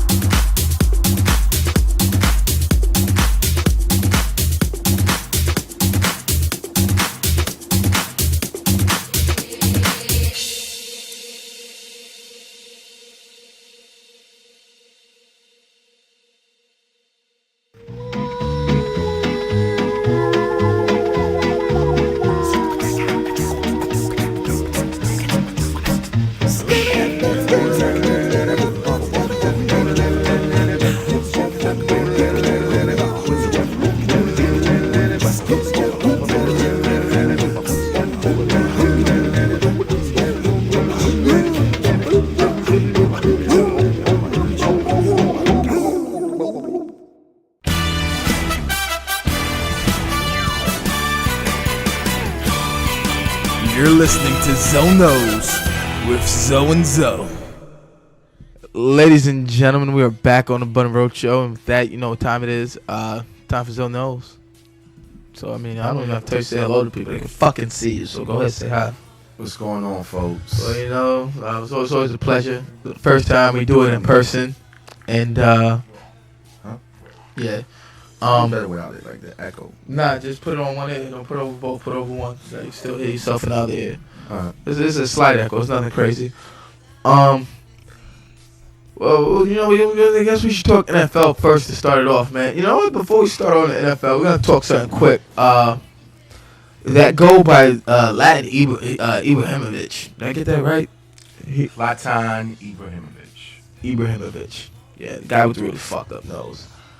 That was one of the sickest goals I've ever seen, man. It was like a volley to him. It was like off of deflect. It was a volley off a deflection. He kicked it around, but with his off foot, with the side of the back of his foot, and he worked like he curved around dude's head. Folks, it's just something that you have to see to believe it. It's one of those you got to see it to believe it moments. Like I mean, we saw some pretty good. You know, we saw the Rain Rooney bicycle kick a couple years ago. We've seen some other pretty cool bicycle kicks. You know, bicycle kick's a bicycle kick, but you don't really expect it to. Is there a reason you're standing there? Something wrong with you. That's our mother, ladies and gentlemen, standing at the door watching us. But it's you know, we've seen some pretty cool goals, but you know, it's so different because he didn't jump. He just did something with his leg that you have to see. It looks like, okay, he scored the goal in live action, live speed, you know, full speed, full time. But you see it, and you get to when you see it in slow motion, you get to appreciate it. It's like, wow, you didn't realize that was the side of the back of his foot. What the fuck are you there for? So now we have another one. We're doing video. Do you want to come be on video?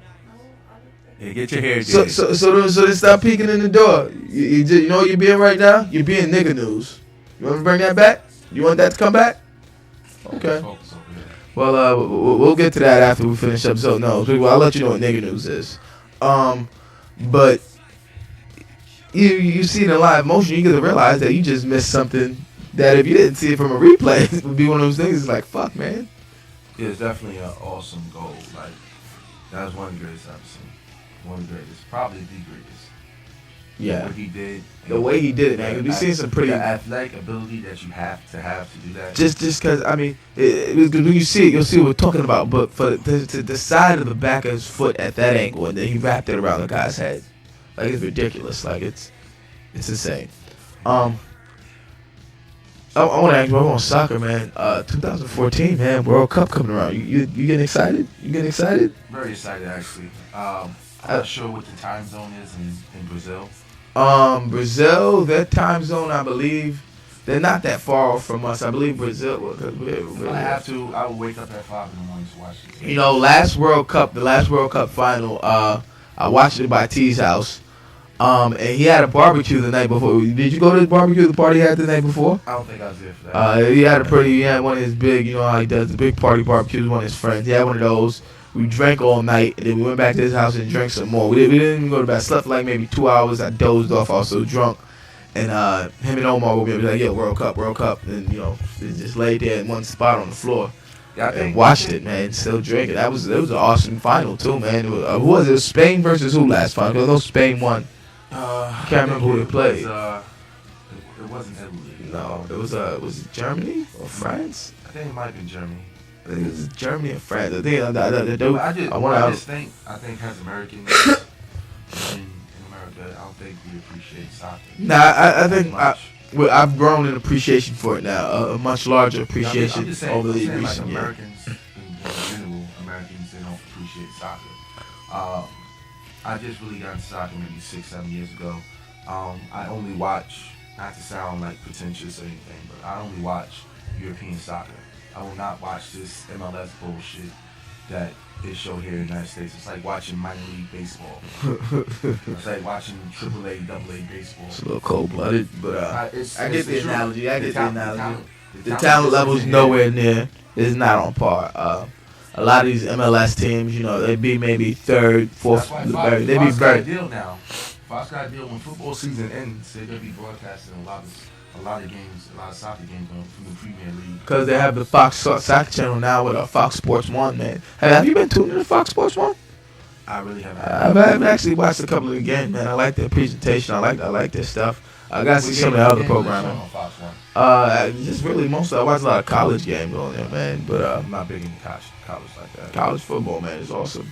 Yeah, it's just too much. But yeah, that's another thing. Like living in New York, the fact that we don't really have a college football team. You want to be a Cuse fan, but again, we really don't have a. We don't have a powerhouse college football team. It's not like in these small towns where their college team is actually like their pro team. Yeah. And they get all Oklahoma, Gainesville. We had a team with college in Brooklyn or Queens or the Bronx. But one of these, some of these teams some of these schools have teams that just not D1 FBS teams that you want to watch. Again, you don't want to watch the AAA, AA talent. No, you don't. See the premium. If I'm gonna sit down and I'm gonna take my time to watch a game, then I want to see the best talent that there is. I understand that. I can respect that. I can dig it. But you know me. I enjoy watching. I just enjoy watching sports. So it's not killer for me. Let's talk some NFL, man. Just yesterday there were a couple of really wild games, man. The Jets and the Patriots. I guess we gotta start with the Jets. The Jets, they look like they might be a playoff team. When they win, they look like a playoff team. When they lose, Again, I told you before. Geno looks just like that team that they had. This team looks exactly like the team. What the fuck? He just fumbled? Yeah, he just fumbled. Only the New York Giants, people. Fucking Giants. Anyway, that Jets team looks like, they actually look like the team from 09, Sanchez's rookie year. Only that defense looks a lot more stout. Well, at least the rush defense. At least they have the pass rush and the rushing defense. The secondary still is suspect at times. Crow, you need to look like you did a few years ago. You take too many plays off. But yeah, he has. I gotta give him that. D. Milner's really gotta step it up. Kyle Wilson, you shouldn't have what's the kid Walls or Ellis Langston really. The guys you're talking about need to step up and shut people down. One of those two first round picks need to be step it up. Patriots. I want to say that. Fuck the Patriots. Yes, it feels good to say that, to beat them again. Because the Patriots have handed out some pretty bad ass whooping to the Jets. Yeah, I'm glad. I'm glad that no matter what, that the Jets actually got in there and they played some fucking football. They did, man. They looked like a tough team. They had to battle back and come from They behind did, man. And they held that second quarter, man. I tell you, at the end of the half, I was a little out of it. I was a little pissed. But I was like, all right, they come out, they get a stop, they get to him, they start hitting him. Because the formula is very simple to beat Brady. Get to him. You get to him, you start hitting him. He's not the same quarterback. It's the same thing with Peyton Manning. You get to him, you're in his face, you're hitting him, you're putting pressure. He's not the same quarterback. The Giants set that blueprint in 09 when they beat them in the Super Bowl, when they got after him in that game. They got 16, 18-0, but Giants obviously got the ultimate prize. I didn't realize that Yeah. Explicit content. You're damn right. You do the fucking, you heard? We do the fucking. But that's really the formula to beat Brady and a lot of these good quarterbacks, man. You get after them, you start hitting them. They're not the same quarterback, especially these guys that aren't very mobile. So that's really been the trend. That pass rush got there. That pick six was huge by Antonio Allen. That was a huge pick six. I think Gronk, man, there were a couple of plays where they came back like a fucking game buster, Gronk. Yo, man, on that last drive, man, that pass that Brady threw to him where it went off his hand, we had the one hand. He had it in his wrist, man. He just couldn't get it. He just couldn't cup it all. Hey, that was coming down his wrist, man. Fantasy football owners, good for you guys who stuck with Gronk. Those guys who wrote it out and just left him on your bench. I know there are a few people out there who did it. Did anyone in either of your leagues do it, or did they drop him? Nah, they haven't. He never got dropped. He's been off the board since draft day. It took a while. We're already in week 8. This will be after it's week 8. But so shout out to those guys. Yeah, those guys that kept Gronk around, man, because that takes some balls, man. Have a guy on your roster who's out for that long, man. I still got Steven Jackson on my roster right now. You didn't drop him? Nah, I didn't. Well, it wasn't that long of an injury. You could get that supplement from other. Going to a little fantasy football since we're talking it right now. Might as well. Steven Jackson, if you play fantasy football, you know that running backs are very hard to come by. And you will not find a good waiver wire fantasy running back in week 6 or week 8, unless you get to him first and somebody gets injured. Like Doug Martin, he's injured. He's done probably for the season. Well, I had Doug Martin last year was like lightning in a bottle, man. You drafted him last year? Yeah, that's why I drafted him this year. He ain't done dick. Yeah, man, but it's the sophomore slump. It happens to the best of them. He's working with another quarterback now, and I'm not happy with that. But anyway, for all you fancy people out there, shout outs to the people who started Harry Douglas. Yeah, that's a big pickup, man, because Roddy White not anywhere close to maybe 80. I knew that was gonna happen. When you pick up a guy like that, you pick him up, and you look at his potential upside and how many looks he's gonna get in that passing game. No Roddy White, no Julio Jones. They got blanket Tony Gonzalez. Yeah, only person and Jaquiz Rogers. You ain't competing with Tony Gonzalez for touches. Yeah, so shout out to me. That was a smart move by me. Got one this week. Game of end zones. We're making the comeback. You heard? Game of end zones. That's my fantasy football name. Game of end zones. Oh man, fantasy football was once fun. You obviously know my feelings on that after the way things ended with me in the last league. Oh, get that! Oh, they picked it off. Yeah. What was that? Intro row. Yeah, he's running. Let's go. He has a lane. Oh, what a move! You had a move. Right. Maybe a few years ago, buddy. There's some pretty nail biter games, man. I want to talk about Brandon Merriweather, man, because this fucking guy is a moron. Yeah, we talk about it. You know what? They talk about Sue all the time. Yeah, that's what I want to talk about too. Because I didn't even see the hit, man. But this kid he's vilified, man. He can't do anything. He can't get. It shouldn't be Sue's fault that he's a physical freak of nature. He's what? He's 6'2", 6'3", 290, almost 300 pounds. He runs like a 4'5", 4'6", 40. He's an animal. You can push anybody off the line. It's not his fault. He's that physically gifted. In the NFL from 30 years ago, he'd be hailed as a fucking hero. One of the most feared players in the game. Now he's dirty. He's like the new Mean Joe. He plays hard. It's not his fault. The goal is to hit him. If you're on defense, you want to hit him. You want to hit him hard. To all you football guys out there, you know what you signed up for. I understand certain rules in place to protect players like the whole helmet. Yeah, helmet, defenseless receiver, and shit like that. He's not doing that. He's not doing that. Good, clean, hard football. But you know, and you know what? All these motherfuckers, they would love him because he's on their team. Yeah, they hate him because they're not. They hate him because he's not a lot. Because he's a very articulate dude. He is a smart motherfucker. He's not one of these dummies who got rich. Yeah, he's a smart kid. He gives it's really, you know what it is? He's the new villain. He's the new villain for Roger Goodell. James Harrison. We saw it with James Harrison when they started the fines. Really, they were going after James Harrison hard. Harrison's really been on a downslide with his knees and his back and his neck. They needed somebody new to make the poster boy for fines. It should be an idiot like Brandon Merriweather. Some of these safeties. They gave him 2, not the 1. Well, he deserves it. You know, it should be guys like that keep going up high with the hits. Not a guy who just because he hits a quarterback and the quarterback's upset they're getting hit. Get rid of the ball. Tell your offensive line to block better. You're gonna get hit. You're gonna get hit. You're gonna get hit hard. It's going to hurt. You're gonna get hit. You know what I mean? Water's wet. The sky's blue. Football's a contact. Grass is green. This is the things we know. Yes. Also, I want to talk to you about the whole Steve Smith thing. Turning up in that interview. Did you see that interview? Nah, Steve Smith. All right, but you know, I heard something happen, man. I didn't get to see it. I heard something happen. I didn't see anything. What happened?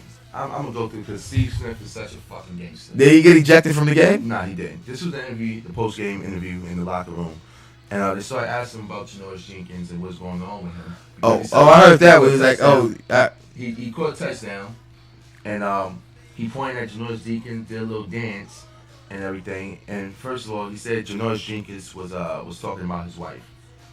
From I did my research, his wife was she's kind of sick.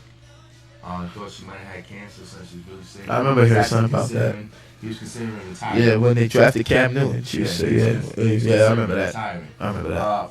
I think on the football field, on any playing field, football, baseball, basketball, wherever, I think families should be off limits. You shouldn't be talking about guys' wives, kids, no kids, no brothers, no anything. Maybe a retarded fuck up cousin. Maybe if it's well known, it's like I don't give a fuck about him. But aside from that, no kids, no wives, no mothers, no immediate family. In the interview, Steve Smith said that he basically said he's talking about his family. He's like, I don't play that bullshit. He actually used the word bull. He a lot of cursing in this interview. That's why I loved it too. Yeah, he plays cursing interviews. But he said he basically said I don't play that bullshit. He shouldn't talk about my family. Family's off limits. He said when I see him, if I see him in the streets, I'ma bust him in the fucking mouth. Yeah, I saw that. I'ma bust him in the fucking mouth. I saw that. Somebody retweeted that. Yo, he's a fucking gangster. He also said he said something about because I guess his touchdown celebration he was like rubbing something and they asked what that's about, and he actually said it's like when you see your dog when you're training your dog pisses in the carpet, you rub their face in it. Steve Smith, shout out to Steve Smith, he's a fucking gangster. But yeah, that's pretty much it with that situation. I think Steve that's Smith, crazy. I didn't get to see it. I heard them talking about it. There was like some scuffle or something over that. Was it later in the game? I heard there was some sort of a scuffle. Yeah, there's another scuffle zone in that game. Do about that. I didn't really hear about that. I didn't. That's what I heard about. They were talking about it. It was like right after it happened. I had just missed it on the Red Zone channel when I was flipping the channels yesterday. How about with those injuries going on in football last week? There's a lot of fucking big. There's been a lot of big injuries throughout this Sam Bradford done. Reggie Wayne done. Doug Martin the week before, man. Brian Cushion done. There's somebody the week before. What was it last week? Somebody got injured for the season. Julio Jones with his foot. Yeah. The Monday night game. A lot of people, a lot of big names. I love Thursday night football just as much as the next guy, but I think the Thursday night football thing sucks. It does. I mean, we don't have. Do we really? When's the last time we had a real good Thursday night game? I understand the Thanksgiving, that's tradition, but every Thursday, it's kind of boring. Towards the end of the season, maybe, but every week early in the season, maybe something you should maybe do Friday if you want to compete with the high school kids, get the high school dollars that they're taking if you want to compete with somebody. But to put them out there Thursdays, it's a 3-day turnaround for these guys. You play Sunday and then turn around on 3 days and have to go out there and play like that. Injuries are going to happen. These type of things are going to happen. And also with the way the conditioning program is now, you can't play. You're not taking any contact during the week, so your body's not used to it. One of the words a lot of people use is muscle memory. Yeah. And you don't have that. If you're not getting a hit, you're not feeling that same type of impact throughout the course of the week. And we're seeing it play out like right here now. I think a lot of coaches are happy of it. They have to say, that's why you see a lot of defenders missing tackles, whiffing on plays like that. And then you have a lot of this other stuff going on. So it's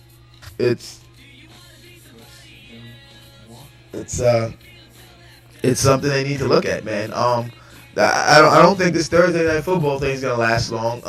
The players, you're looking at these injuries, and it's not like little rinky-dink injuries. Yeah, these are season. Yeah, Hoyer. Yeah. And so did EJ Manuel that Thursday. Yes, the same game. Yeah, the same game. Yeah. Yes, that's 100% true. I don't think the NFL is going to be able to keep this up for very long. The players union is going to fight it, push it back a day, maybe Friday night football. I think that'd be something big. You'd be competing with college, you'd be competing, and then you see what your ratings are really worth instead of you just going against TV shows that night. Yeah. But, either way, the NFL is a $1 billion business. I don't think getting rid of the Thursday night game is really going to hurt you that much. I think maybe just because it's primetime dollars and you're giving off primetime advertising is why they're doing it. But you maybe need to have that going a different way where these guys aren't coming off a Sunday game and going there. Because with the way the NFL schedules, I'm shocked. I'm really going to say this. I'm shocked there hasn't been somebody go from a Monday night to a Thursday night yet. But with the way these idiots do it. But I guess they've been smart enough to avoid that type of fuck up. Since you're still in the NFL, let me ask you a question. What's up? Do you think that there's actually might be a franchise in London soon? The London games are actually going up. They're going. Next year, I believe. Yeah, it's the thing about the London games.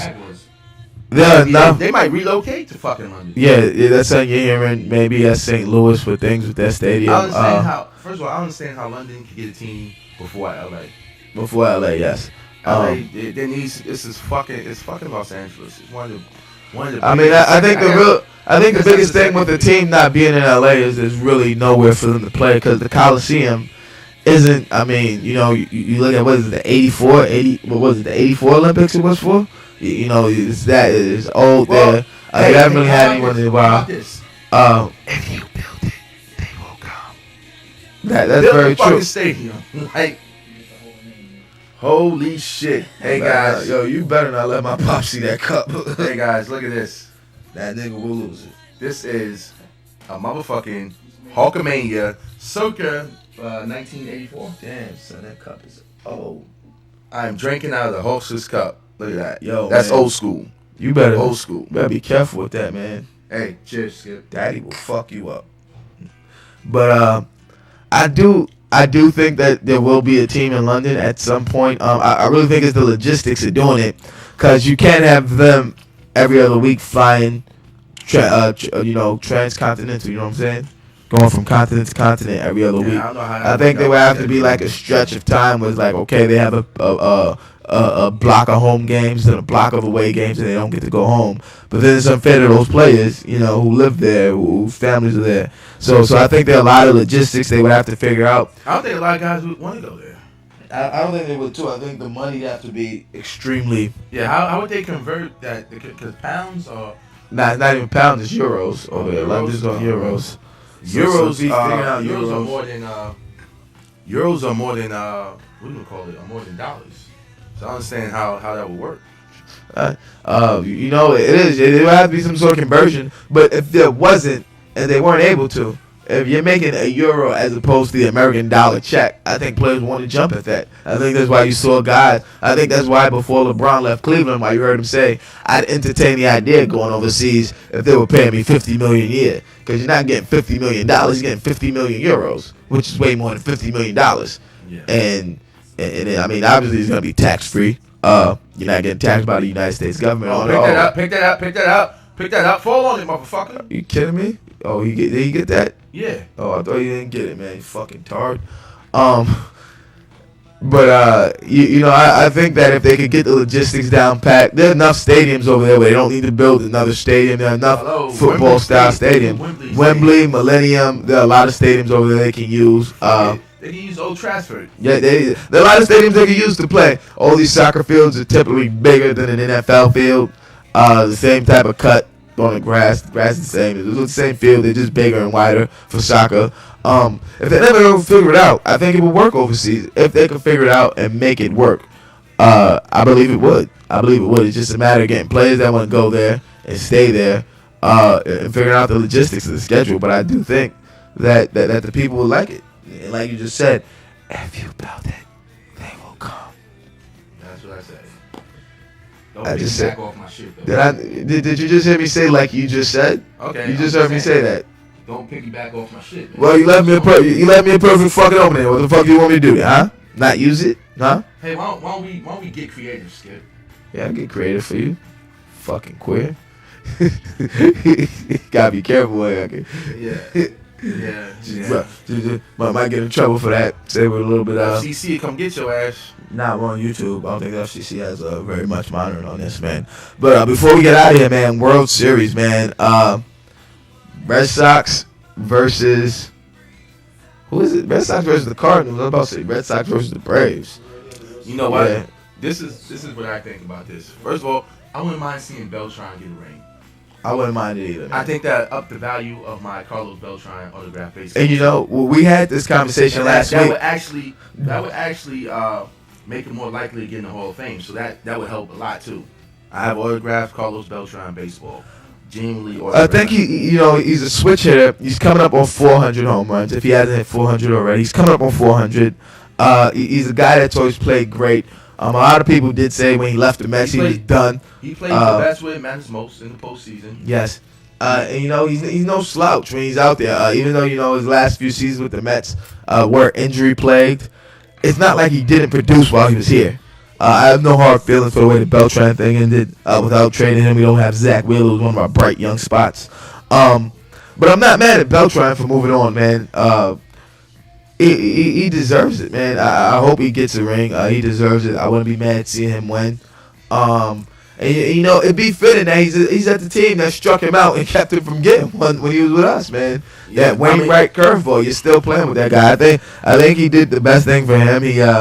He went somewhere where he's gonna get to play. Obviously, the Wainwright curveball is something that Met fans are gonna remember for the rest of their lives till we get a ring. I don't even want to. But even that postseason, he delivered until there. So I can't be mad at him. And I think what he's done this postseason, I think he should be. I don't think he's a sure thing. First ballot Hall of Fame, but I think 3-4 ballots in he gets in. I think not first ballot Hall of Fame. Not first 3-4 ballots in. I think that honestly, first of all, that whole Boston Red Sox with the beard shit, that shit is kind of cool. Yeah, it looks kind of weird though. I think Nap's beard is the craziest. Yeah, which is funny. Like it's like it's all it's down here and it's like wavy, and then you even see like the specks of gray, and like it's like everybody's growing one, man. Like Shane Victorino has his little beard. You have everybody. I didn't know Hawaiians could grow beards. Yeah. But yeah, most Pacific Islanders do have beards, but it's neither here nor there. But the Flying Hawaiian, man, and even him, man. I hated him when he was with the Phillies, but I always liked his style of play. Fuck him. Fuck Shane Victorino. I'm still fuck Jimmy Rollins, man. Not so much Shane Victorino. Hey, man, we should be happy that Jimmy Rollins, a black man, okay? I mean, black. We're not getting into this discussion again. I mean, black people. Fuck Jimmy Rollins. How many black people do we have in baseball to begin with? And he won a fucking MVP. So you show that man some goddamn respect. All right? Man. MVP. We already know my feelings on that MVP. We already know my feelings on that MVP. Listen, Matt Holliday had a much better season. Listen. Drove his team down the stretch. Listen. Matt Holliday got that I'm MVP. I'm going to say this. Much better, yeah. I'm not giving him a vote just because he's black. I'm not giving him black. I don't like Philadelphia. I'm not giving him a vote just because he's black. I don't like anything Philadelphia. Fuck the Phillies, all right? Fuck the fucking Eagles. Fuck the Eagles and 76ers. fucking ass. Fuck the Flyers. If they have a bullshit MLS team or arena football team, God, what is fuck them the too. Philadelphia Soul? Yeah, fuck That's them the too. arena team, and was the soccer the That's Philadelphia okay. You ain't Union. get a touchdown, Skip. I think the Philadelphia Union is the MLS team. Well, fuck them. Fuck them in the ear, then fuck them in the other ear. Then gouge their eyes out and skull fuck them. Fuck all things Philadelphia sports. I feel the same way, and that's why. I mean, he had a great year that year. I'm not taking away the great year they As had. a New Yorker, you should hate Philly. Yeah, I like Philly No, cheesesteak. that's the best thing to come out of Philly. I like Philly is a fucking cheesesteak Philly too. cheesesteak. But Philly cheesesteak didn't boo Michael Irvin when he almost broke his fucking neck. Philly cheesesteak didn't throw up on a little girl for no reason. Is that a video bomb? Oh, you video bombing now? Well, you gotta start doing like that. The guy from the Dave Chappelle Chappelle. Yo, he was in that. That guy was in your episode, nigga, in the barbershop. Nigga. He was in your episode. But you know, that's the way I feel, man. You know, I respect Jimmy Rollins. He had a very good career. I'm not mad at the man. Well, obviously, I don't have to love the man. I don't particularly like him. I don't care for him. Did I say, hey, I'll take Jimmy Rollins out for a steak dinner? No. I just said, hey, he won an MVP award. He won it. We have not many black players in baseball to begin with. In our age, you know, I wish I would have grown up and got to see Brooks Robinson. Back then, there's way Joe more black Morgan, players. Jim There's Rice. way more back then. You know, I wish you could have got a chance to see some of those guys in their prime. Willie you know, Mays. Willie, man. You know, I'd have killed to see Willie. I'd have killed to see Willie. Bobby Bonds was a bad man too. Yeah, man. You know, I'm really happy, man. His name's out of that book for the record for strikeouts with all these idiots swinging for the fences now. His name's out of that book. Nah, because really, Barry Bonds' father had the single season. Look at this. Ah, man, that's what that's what happened. But Madden coverage. I want to ask you right now, and you know this. Do you believe in the Madden cover jinx? What? The Madden cover jinx. I believe the Madden cover jinx. What was in the Madden cover had the shitty season? Yeah. Probably You remember that? life is shitty after that. Their whole life is It has to shitty. do with the ego. They go into the next season thinking they the shit because they was just Nah, it's just. I mean, honestly, EA Sports is bad. Oh juju my for God, it. are you fucking shitting me? You let this motherfucker take another one to the house? Oh! Big hit. When it comes to the Madden cover jinx, That's a you run know what? over his head. Me, What the fuck flew off his Lorenzo. If they said, "Hey, Mr. Taylor, you want to be on the cover of Madden? We gotta do like a fan thing, put you on the cover of Madden." I say no, because you know what? The Madden cover jinx might fuck with me. I might lose my job. I step outside the motherfucking door. I might get hit by a fucking bus. I go from setting the record for most touchdowns in the season to not scoring at all. Like weird shit. Look at Sean Alexander. He went from 27 rushing touchdowns to like 5 to out of the league the next just year. flat out of the league the next year. And he had just signed a brand new big ass contract. He was still out of the league the next year. Yeah, NFL really stands for no loyalty. Wow, up top. No fucking good loyalty, D. man. NFL really stands for no loyalty because their contracts are not guaranteed and they can pretty much cut you and not pay you. Well, they have to pay the guaranteed money. Yeah. Yeah, no fucking loyalty. No fucking loyalty. But realize, hold on, we do the fucking though. We do the fucking, you heard? Yay. GSF, We do you the heard? fucking, cuz. GSF, we do the fucking. Like this. I don't like to get fucked. I like to do the fucking. I do the fucking. I don't get fucked. We fucked them. You know what I mean? Alright? We don't get fucked. But, yeah, man, those contracts, the NFL contracts, it's rough, man, because they give these guys these big contracts. The guys can't live up to them, can't perform under them. And they ask them to take a pay cut or get cut. Or get cut, man. You know what? I take the get cut because you get all your guaranteed money. You'll get your salary for that year. And if you get picked up by another team, you get to get another salary on top of that. Just like Josh Freeman. Jake Delhomme. The year the Browns cut Jake Delhomme. Paid him $17.7 million. Cut him in the preseason. He got picked up, rolled the bench, made another $1.7 million. How much did Freeman? Fucking Sanchez, man. Paying this motherfucker. Well, he's getting like right now. I know he's over. I know he's in 8 figures. I think he's like maybe like 10, maybe 11 million this year. Next year's cap number's 14 point something. Ooh, what a move! I think it's safe to say when it comes to Mark Sanchez, his career is pretty much done with the Jets. He can no longer be called the Sanchez. Geno Smith has, I think he's proven that it was a good fucking decision to draft him. I mean, season's still early. A lot of things can happen. They only played 7 games, but They're 4-3. A lot of people were ranking the Jets off. They'd be lucky to be fucking 1-6 right now, 2-5 right now. They're 4-3. Ryan, get that man a contract extension, please. They already said he's here past next year, past this year. He's got next year, no matter how this year ends, supposedly. The big thing is, he doesn't have a great relationship right now with John Izek, the new GM. But him and Woody Johnson have a great. They have a great relationship. So like Isaiah Thomas and Jim Dolan. And whoa, he did Rex to 2 FC championships in a row, man. Without a great team, and it was when they brought in a lot of these big names that it fell apart on him. When he was going out getting these guys the guys like Simone Pua, the guys like Mikey DeVito, these guys aren't guys you ever heard of, but he put these guys into his system and they worked perfectly. And they brought in some names the next year after the lockout. And it didn't work out. They went 8-8. We all saw it combust that down there, and we saw how bad it ended down in Miami with them fighting in the huddle on the last drive.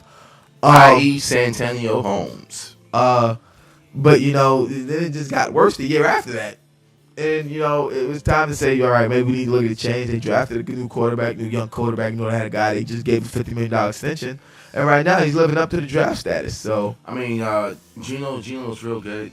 The thing about the NFL too, they didn't spend the first round pick on him, so you could draft good players. If you have a good fucking personnel department and good scouting department, you can find great players in late rounds. Russell Wilson, Tom Brady, look, Sean Alex. We just spoke about Sean Alexander.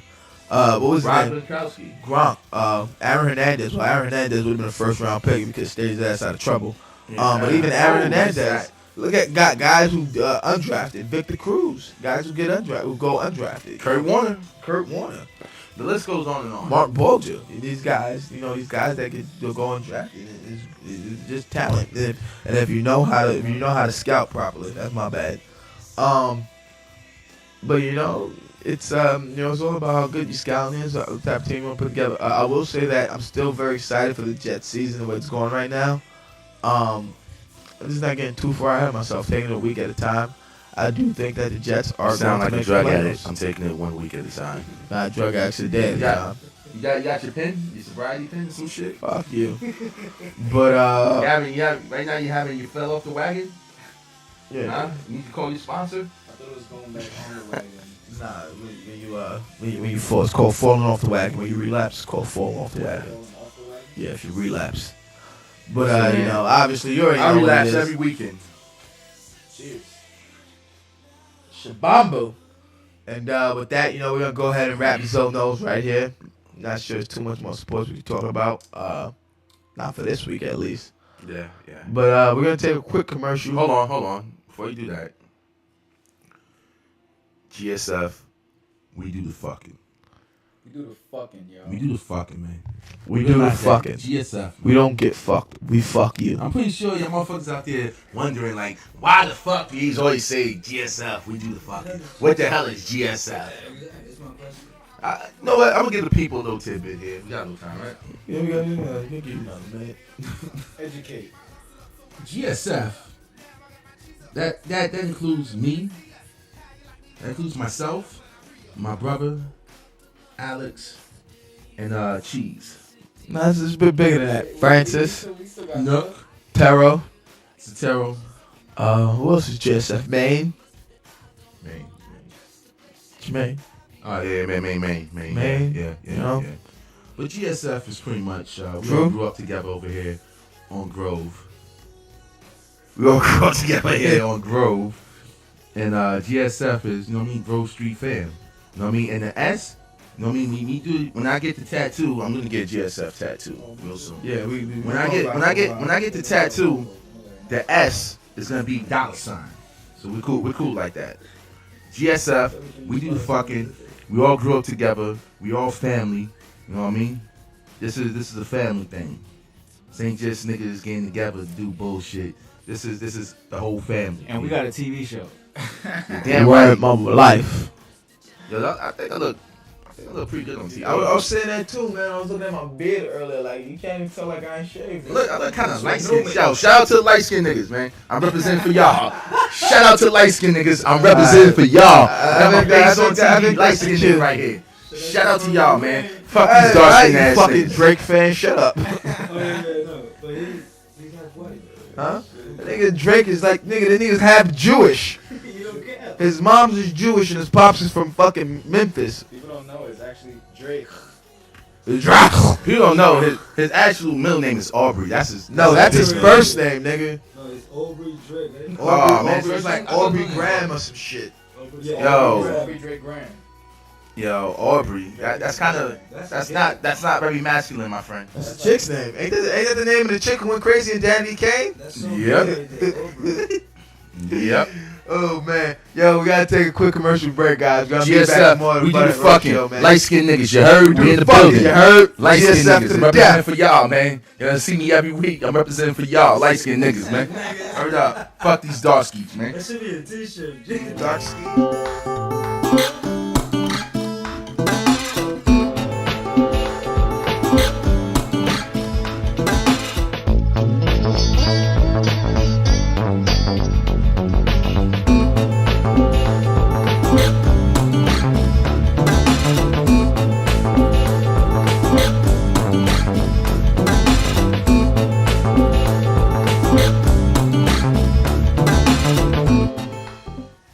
So, ladies and gentlemen, we're back, and you know they said that they repping for the light skins, for the dark skins. I'm repping for the foreskins, man. All my circumcised people stand up. We repping for the foreskins right now, brother. Yeah, man. I'm not sure what my That dick sounds- would look like with a turtleneck. You know, I actually try to picture it sometimes. I'm like, It's like I can see it all. I feel, for me. I feel like they robbed me of the sweater before I had a choice. Nah, you know, let's just look at it, man.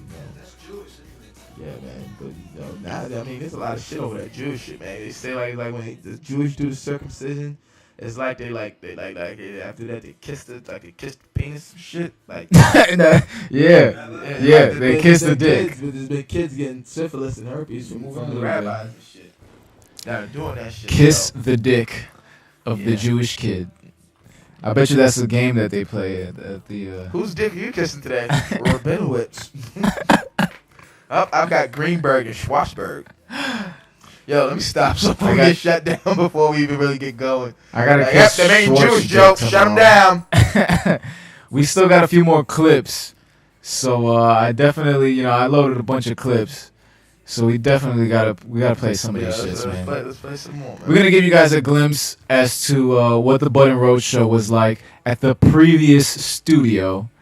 And I don't know if there's like a Hart Street fam out there, but if there is, fuck you guys, because we're out of that place. And I use you We had guys. a whole discussion, man. You guys didn't have to leave, man.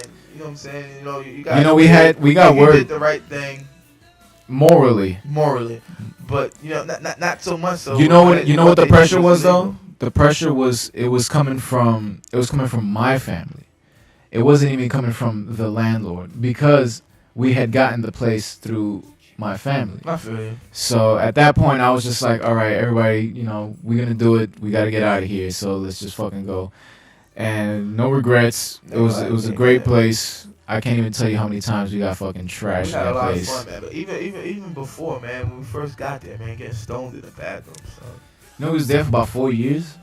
that was 4 years. 4 fucking years. We was in that basement getting completely wrecked and creating the greatest entertainment network in the world, I believe. Man.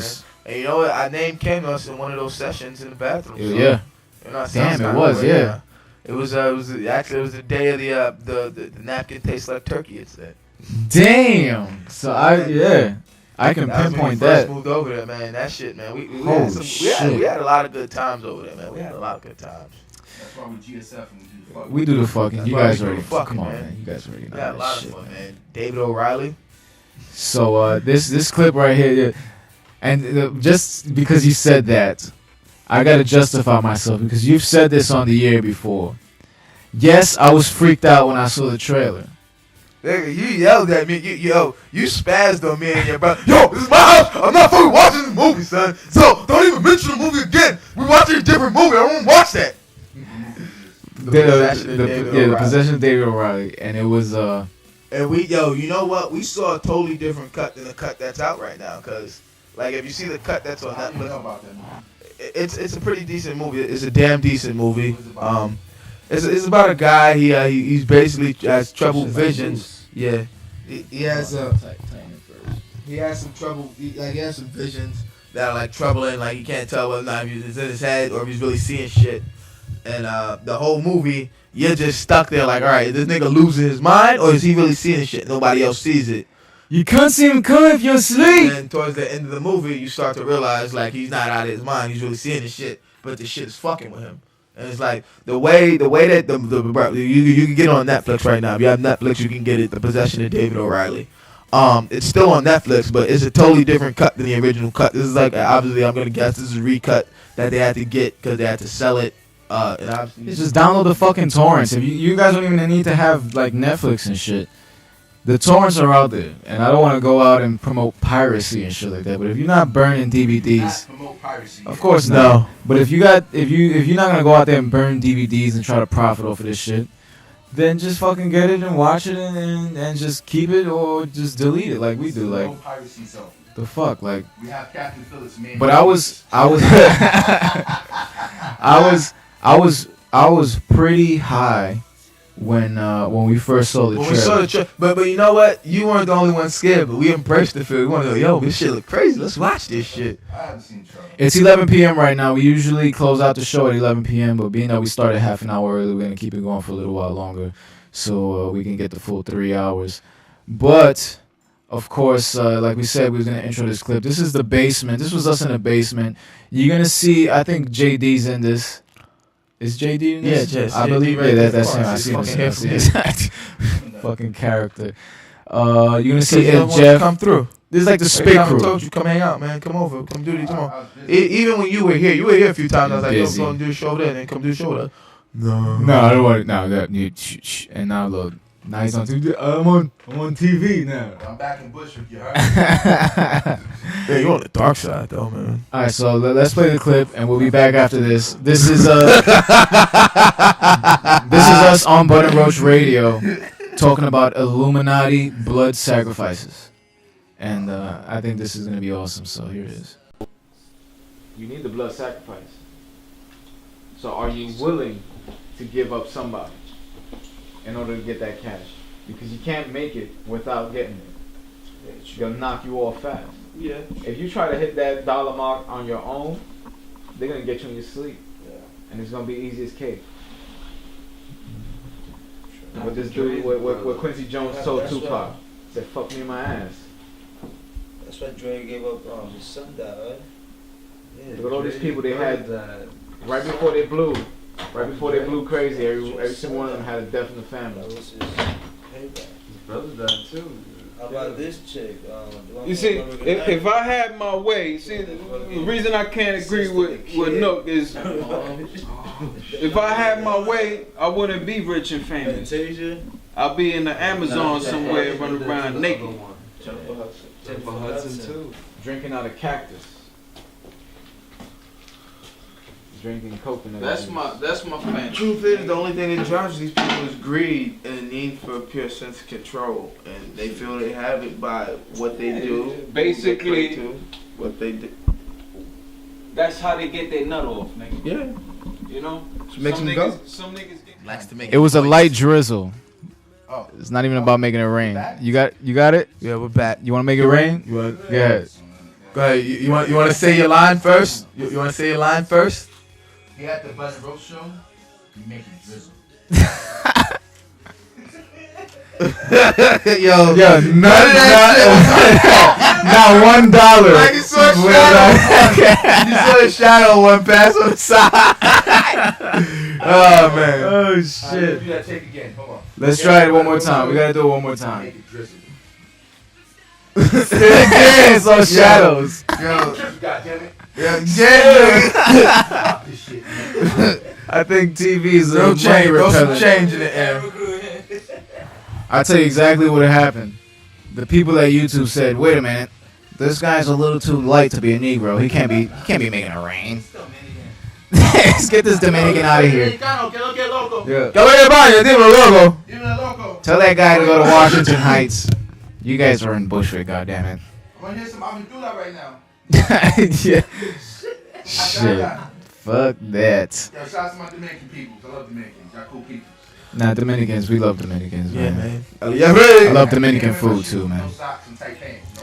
Dominican food is Boat delicious. shoes, man. Boat shoes. I love wearing boat shoes with no socks. Dominican food, yeah, is some of the best food, like, especially for breakfast. Only like to like the middle button. Belly hair showing. A shirt that don't quite fit, got like some frills and shit on it. They're the only ones that go to H&M and shop at the women's shirt section. Get that extra V on the neck. The plunging V. They need the one that When it shows comes the down to chest the hair. It's not regular V-necks. They have like a cardigan T-shirt.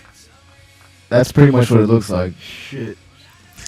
We got more clips for you guys, so yeah, man. this is one that I went and I got this as soon as I left work. I was like, yo, I gotta get this clip because I need to get. All right, brother. I need to show my brother off as to what the fuck was going down in the radio, because my brother was one of the people that in the beginning when we first started the show, he was giving me a lot of grief about it because the show wasn't generating money. We both unemployed. We both like fucking dicks with a dream and shit. And now look at us, we got a fucking TV show. So ha everybody.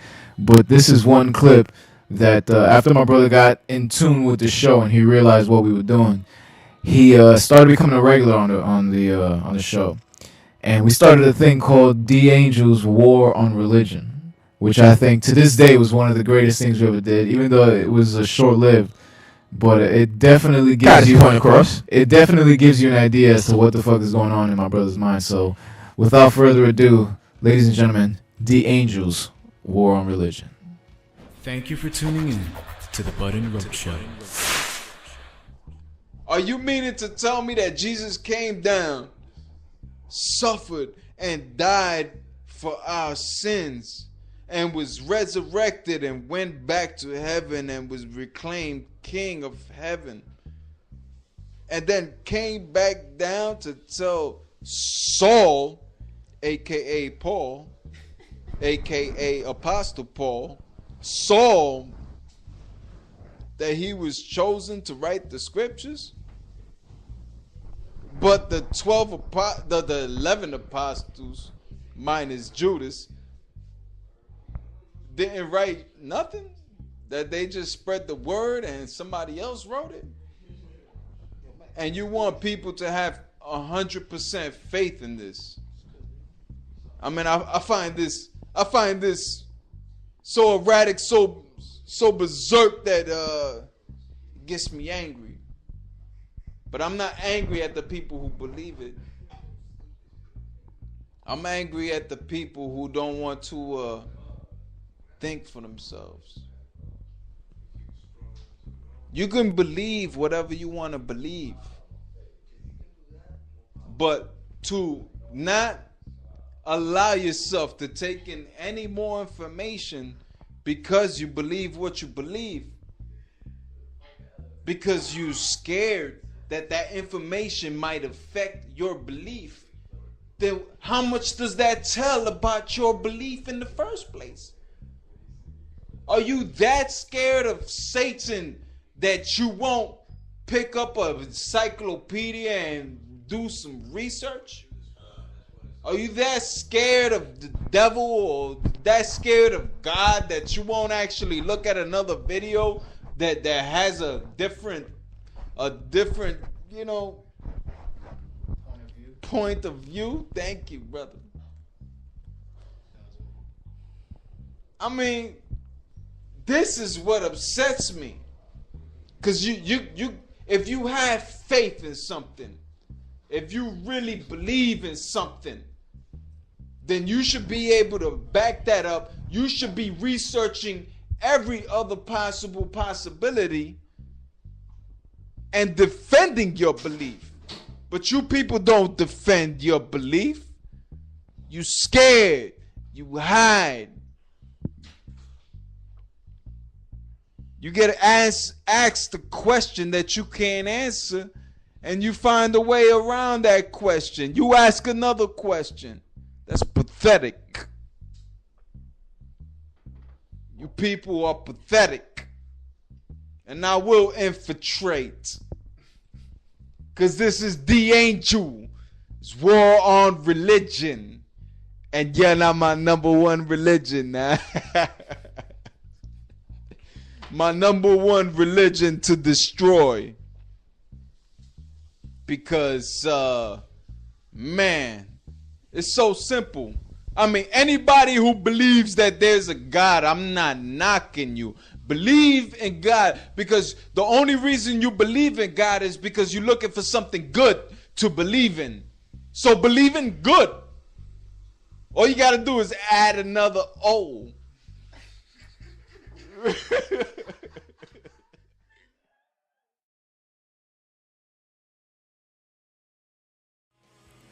God damn. It's called chill, nigga. Right on air, nigga. As we came back, nigga, I was doing a little hard. You saw that shit? Nigga? DA's War on Religion. That was and I gotta say, you know, we still got Roberto Zuniga here in the studio with us. We all chilling, we all vibing, but he said something. He said we really got fucked up at that place, and yeah, we did. We got trashed at that place, man. We had a lot of good times over there, man. We had some pretty decent times, man. Pretty fucking awesome times. I do not want to go without playing this fucking trailer. But now that you brought that up, there was a specific night, and it was the night, and I'm talking to Roberto Zuniga over here, it was the night that that we shot the club scene for Pale Blue Light. We all went, we all got fucking baked, and then we showed up to the set, and I remember this, the first feeling that I got when I walked into that club to shoot this scene, I felt like Jericho. Matter of fact, hold on. Yeah. I felt like Chris Jericho. Yeah. When he first came to the WWE, there, you know, it was the Millennium Countdown, and nobody knew the countdown. Yeah. When I walked in there. No, not the whole thing. No. Yeah, no, let's do it. Nah, fuck it. But now you got me wanting to do it and shit, like.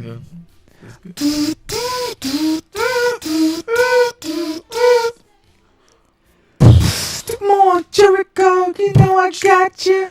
Yeah! One break the wall down! Break down the wall! There's a nasty back, and what you want, baby, you know you do this, and you busy. Bring it to the day, then you bring it. Yeah, we gotta get those words right. But when we walked into that club, and we were the only ones holding scripts. Yeah, I think that was it for me. It was the just like feeling right there. Because I was a brand new actor. Like that was my acting experience right there, Pale Blue Light. So when you walk into a place, and I'm already a performer, you know that. Like you see me on the stage. Best one ever. So walking in there and doing something completely different than music, and having the attention that we had, and knowing that this was our scene. We were the ones rehearsing. Everybody else there was a fucking extra. Bro. Extra, baby. Even the flyest chick in there was an extra. The flyest chicks in there were extras, and we walked in high as fuck. What's twisted, nigga? We had hotbox in a car. We were smoking under the bridge. Remember? It was by the park between the two bridges on Main Street by what we saw by Gleason's. Oh, High Street. Exactly. Yeah, High Street. High Street or York Street?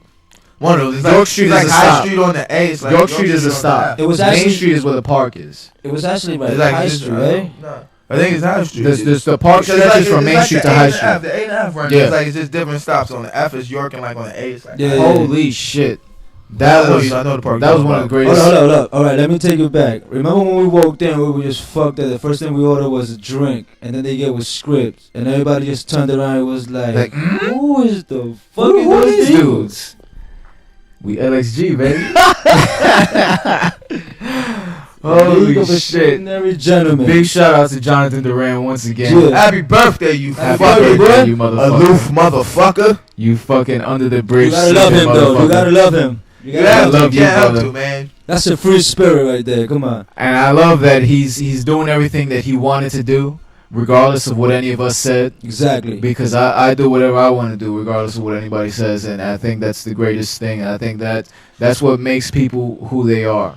And when people can go out and do exactly what the fuck he did, to just go openly into another country and not know anyone and just fucking live and just, yo, I can't knock you, brother. I just hope I want the first copy of the book that you write when you come back, because I know your experiences. The first movie you write. Your experiences are second to none, brother. And you know, and actually, like I feel incomplete when he's not around here. Like, he's the other half of Rob. It's like Rob and John. Do you know that he cut his hair over there, right? What? Yeah, with scissors. This is another part of the book there. You know, this is what the fuck we gotta do. He went to like some little front store boutique. Nah, he did it himself. He did it himself. He pulled a Vinny Chase. Yeah. So, all right, we gotta play the Pale Blue Light trailer right now. Big shout out to Eddie Duran. We got some stuff working with Eddie Duran. We're not gonna talk about it now, but just get ready for Bud and Roach on a more, I guess it's a smaller sector. We're not gonna be doing global. It's more concentrated. Yeah. But we're probably gonna reach a shitload of people anyway. This is one of the, I think it's the best scene ever. I mean, I'm not trying to say nothing wrong, but I'm just experience of having you as the first time as an actor, and me and you acting with each other. We did it. That shit was priceless. We did it, and we did it high. And just like Bud and Roach, we did it, and we did it high. So don't let them don't let them tell you that weed is gonna bring you down and all that shit. Listen, I mean, Molly fucks you up. Molly fucks up your body and shit. Weed, it makes you, baby, weed, you make me better. You make me better. You already know what that is. So this is Pale Blue Light, produced, directed by Eddie Duran.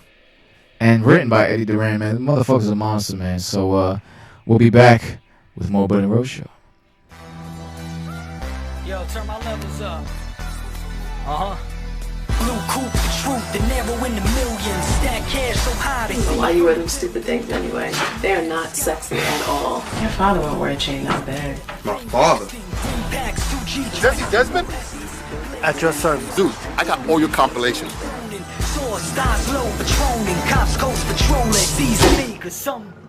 Yo, what the fuck happened? Mac, the lights go out all the time. What about all my artists? What do I tell them? What about my children? Desi, you have to let them go. And as far as your 2 adult children, they're gonna have to get jobs. So what's this all about? I don't know, Happy. Pop wouldn't tell me anything until you got it. You're a talentless fucking spoiled brat, and everybody knows that shit. Yo, what the fuck, Mac? What, you think because I'm not in the fucking studio playing with some stupid-ass drum machine I don't got shit going on? We're losing more than we're making, and that's why I'm closing up shop. It's been a wonderful 25 years, but that's it. Take it easy, gentlemen. I can't believe this, man. Hip hop, you've been slacking on your payments. I can't do this. What is it exactly you can't do, Mac? Last week he's a fucking conscious rapper. Now this week he's a fucking gangster. This is the love that I give. These are the arms for the holding. 2 vodka cranberries. The usual. Diet Coke. Regular. Let me get a regular. He was just born with a vagina. Chad. What the fuck happened? You know you're supposed to have my shit back by 10 o'clock this morning. Next week I have an award show to go to, so I'm gonna need the Range Rover. That's why I deal with you. Yeah, I know. You're happy, like me. This is a very bad idea. And if I agree to do this, it would totally be going against my better judgment. I understand it. But this is different. Hey, Pop. Listen. Yeah, we're not closing up shop. Desi, what are you doing here? Hey, beautiful girl. What's going on? Good news. The boys have decided to run the business. You mean finish running the business into the ground? I can't help you. It's a bad idea, and it's not gonna work. That being said, I'll try. Under 3 conditions. It's a deal. Let me tell you what the conditions are. What's on your mind? 1, I can only do it part-time. Number 2, they are prohibited to lift a finger without my personal approval. And number 3, no suits. Vest and tie. Hey, Happy. What would you desire? You and me, south of France, topless. I'll come back later. What's up with your brother? It's like we can't even have a conversation anymore without getting into an argument. I know him. And it's not fucking dead. Shit, man. Like y'all ain't never heard a gunshot before. Ladies and gentlemen, you guys, big shout out to the Duran family, man. Like, Yes, sir. Onyx, Eddie, John, like, you guys, I've never met a family that everyone did one thing. Everybody in that family is involved with film. Actually, you have. You have. Who? Not film, but you have. Who? My family. Security. Oh, yeah, you're right about Uncle that. Alonzo did it. Uncle Russell did it for a little while before he joined the Navy. My pops did it when he was young. My brother did it and I did it. Nigga. Family business. Family business. But I think that has to do a lot with the fact that your family's black. Pretty large. I think so. I'll say pretty large and black, but more than anything, it's a demeanor, man. To do security, to do the type of security we do and that we did, it's a demeanor you have to have. Because I mean, we've dealt with people, obviously, and we've spoken about it, where it's like your demeanor is 90% of your job. 90%. Like towards the end of my run where I was working, I was doing a lot of dicking around. I didn't care. But like I started realizing, like, all right, they want me at the door checking IDs. They want me to go on the front. They want people to be first. They have to see someone mean in a black suit. They wanted to be someone who's a little friendly. So I figured out how to work it. You learn patience. Yeah, there. you learn patience. I learned a lot of patience there, and you learn how to talk to people. I got very good at talking to people, explaining shit to people, and just letting people know, being able to break it down the situation. Like there's a bunch of shit you learn, man. It's not all just brute in size. Like it's the big thing. It's not all just brute in size and strength. Like that's why I'm acting. Ladies and gentlemen, that was a one-liner from Roberto Zuniga. Yeah, I'm a comedian actually. I got a couple of comedy series right coming out pretty soon. Soon we're gonna have multiple cameras, so you guys will be able to see a little bit more. But for now, you gotta deal with looking at Bud and Roach. Yeah. I just want to say one thing. I really want to thank you guys for because you was the one that actually broke me out of that thug role and got me into comedy. You gotta do it, my man. You gotta do it, bro. I didn't even think I was funny. You gotta do it. Nobody thinks they're funny. That's the whole thing. Nobody thinks they're funny. You know how long you just do shit and people laugh. Exactly. Like he knows how long it took me before I went up and did my first set, bro. And like after that, it's like, all right, I had to itch. Like I know I could go up on stage and do a set, make people laugh. He saw me do my first set, and it was my last set, because stand-up comedy to me, like it looks easy from the outside. Exactly. That's why I tell you guys why when I go up there, I don't go up there with the game plan. I just go up there and I go off the reactions I'm getting in the beginning. I go up there with maybe how I'm going to open it. Like I tell you all the time, I think it was like when I did the when I first started fucking with Tom. When I told you I think I'm gonna go up there and talk about I want to be the Joker when I grow up. And that's how I started. That's how we very easily. That's how we got a relationship. Yo, big shout out to Tom Hathaway. Tom Hathaway, man. That's Hathaway. Big shout out to all the dudes over there at Pine Box, man. You know, Joe Cole. There's a lot. There's a lot, guys. If you want to see a lot of young talent, comedy talent. I'm not just saying it because I go there, because I know people there, because we're friends with the owners. But if you want to see young, up-and-coming comedians that are doing good, that are fucking funny, you need to go visit New Joke City at Pine Box Rock Shop, 12 Grattan Avenue, every Wednesday from 6 to 8.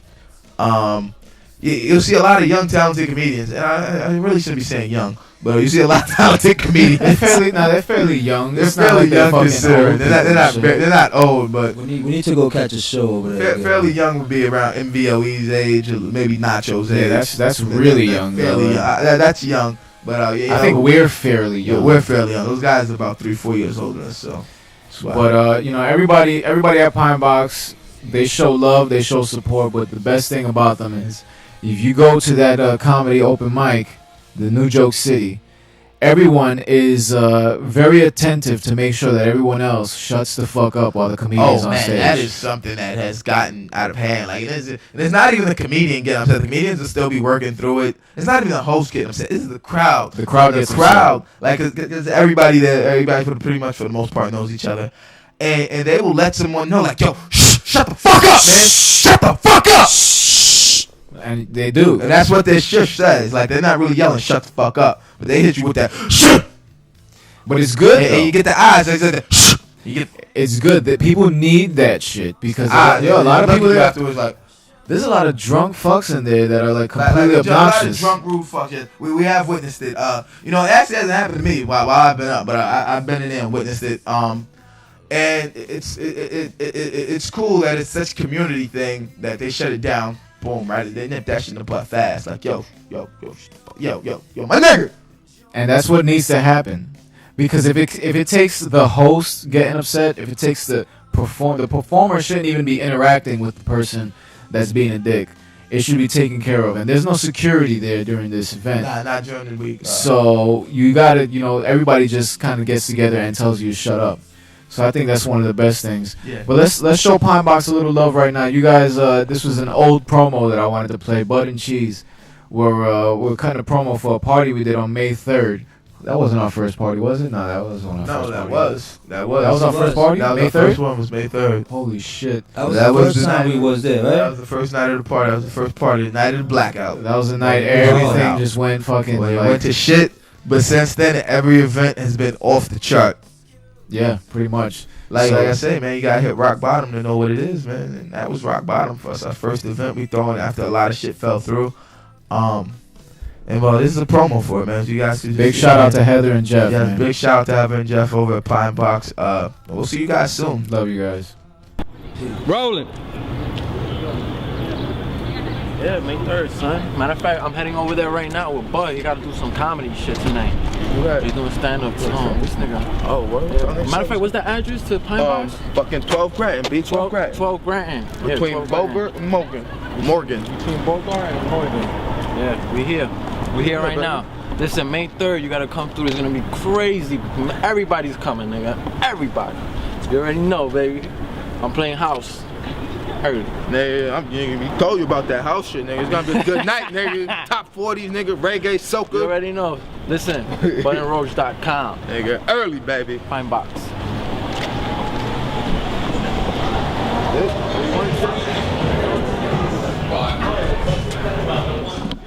Goddamn, I love that place. We have had some good times in there, man. Had a great time too. Yo, you know it was one of the funnest times though. Oh my god, the last party. For me, it was the last party when I had that big 6'6" girl. Huh? Oh, that shit was the last, not the fundraiser. He's talking about the last party that we did. Party when he showed up with the with Shorty was a Tolly. I gotta get this nigga. I'm 5'5", 145, baby. I looked to the side and I see Rob making out. I'm like, what the fuck? this nigga, that shit, that shit. I gotta get another one. You got a high five, Another one on that one, bro. Nice. That was something. Man. That was something. But you know what was one of the funnest nights I had in Pine Box, son? Which one? It's just me, you, and Cheese, nigga. That night we left the studio, he's like, yo. Oh yeah, man. Yeah. Yo, I want a beer too. He's like, damn, I want another 6. Like, yo, you wanna go to Pine Box?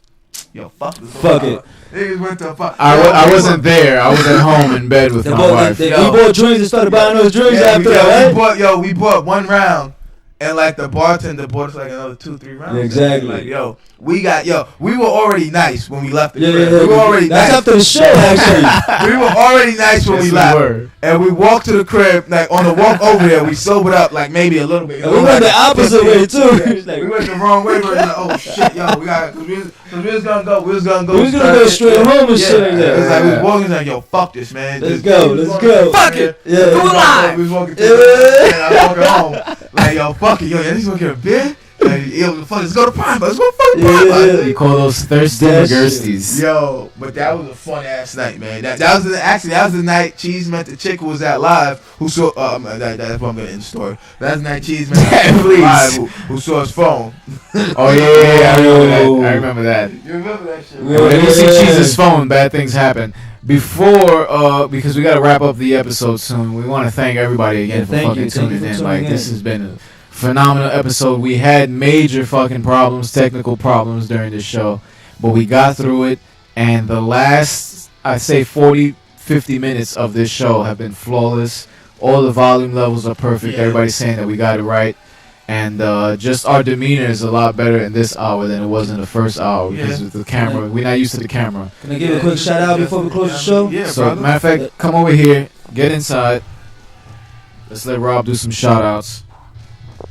I want to give a shout out to Harry B. Sandor and Just Brooklyn. It's coming out pretty soon. Black Exchange, Jagger and Associates will be about to do some big business. I'm talking about corporate. I'm not talking shout about out Fam Entertainment. You know what I mean? Fam Entertainment, Extremities, Lady Ange, Bud and Roach. Yeah. And all you people that got love for us and support us. Thank you so much. Without y'all, we wouldn't be here. I mean, I will be here, but you know what I'm saying. We wouldn't be at the point that we're at right now. We still be humans. Support, without your love and support, man. Through our own achievement, we can all be successful, man. Just remember that. And it takes steps. People don't acknowledge the steps often enough. I think that everybody has their eye on the goal, but nobody really plans out the steps in getting there. Exactly. And I think that if we had jumped into video right from the get, it wouldn't be what it is right now. Yeah. I think the fact that we're doing this right now and the professionalism behind everything. How long it took us to get to this, but that's the thing. It can't be a fly-by-night, overnight sort of sensation thing. And everything happens for a reason. And another thing, like, we didn't do this for 3 hours when we started, you know what I'm saying? It was a half-hour podcast. Yeah. It's like, first, like, yo, we go 45 minutes, nigga. We could do it. After that, it was like, yo, fuck it, I go long. Let's go 90. And it was 3 hours. Like, so, you know, it's just, we've constantly pushed ourselves to be better while we're doing this. And just not only just being better through this and doing this, like, being better in life. Yeah, exactly. So get ready for that Spick, Just Brooklyn, and everything else. They got our name on it, because you know Bud and Roach co-sign with everything, and I already know that. We're a big family over here. We do different things, but we're all working for the same thing, for the same goal. And we really hope you guys enjoyed tonight's broadcast. Like, this was something that we've never done before. You can't really practice live video, because you can't practice unless you're live. Yeah. And exactly. So this episode was we did it live. This episode was pretty much our live practice. That's why we didn't have any, phone guests. We had a couple people call in and shit. And big shout out to everybody that called in. Exactly. And I wanted to end the show on a positive note. And I think there's no one positive more than this fucking guy, Nick, from the subjective perspective. He called in before. Love you, boy. We gotta repeat again, man. We had Nick come on and he spoke to us. We did have some technical difficulties during the recording early, so we didn't get Nick calling in and talking to us. But Nicky, we fucking love you, bro. We miss having you on with us on Mondays, but we know you guys should taking care of brother. And we gotta see you soon, man. We're gonna see you soon. So, ladies and gentlemen, without further ado, this is and he has a bunch of these, so you can check it all out at tsp.budandroach.com. This is the first episode of the Subjective Perspective Show. Before it was a radio show, he was just doing little video clips. This is the Subjective Perspective Show, episode 1. P.S. Manifesting your reality. Thank you guys for tuning in to Bud and Roach Show. This has been phenomenal. Thank you, man. This was an amazing episode, man. We love you guys. Brooklyn, we love you. 1.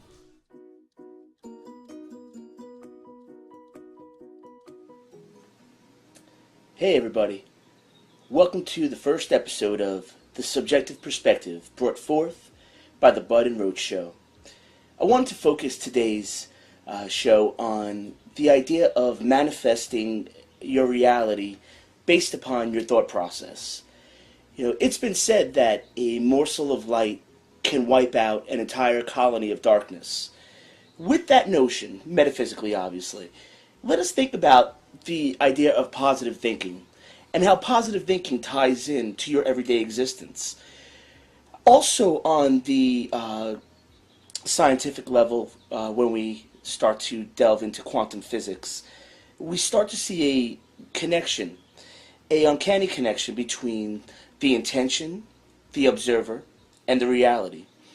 Therefore, I believe it is imperative that we, as humans, essentially shield ourselves from the preoccupations that are being tossed in front of our way and tossed in front of our consciousness, not allowing us to think freely.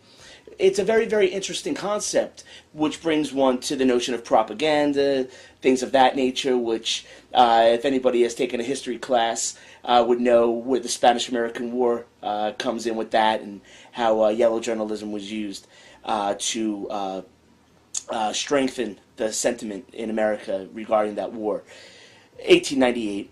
We're looking at 2013, though. There's a consciousness that's there. There's an ever-growing awakening happening, and it's an enlightenment period, a renaissance, if you will, within the global community. I do believe that in order to create the greatest reality of peace, of love, of tolerance, of utter beauty, of aesthetic beauty, it starts with the thought process. It really does begin with the way you see yourself, the way you feel about yourself, the way you love yourself, and the way you love others. Because the way you love yourself is the way you will allow and approach others, allowing them into your reality. Again, life is a product of our intentions and positive thinking. Be love, see love, feel love. From the subjective perspective, the Bud and Roach Show, Global Entertainment. Peace and love. This is the Bud and Roach Show.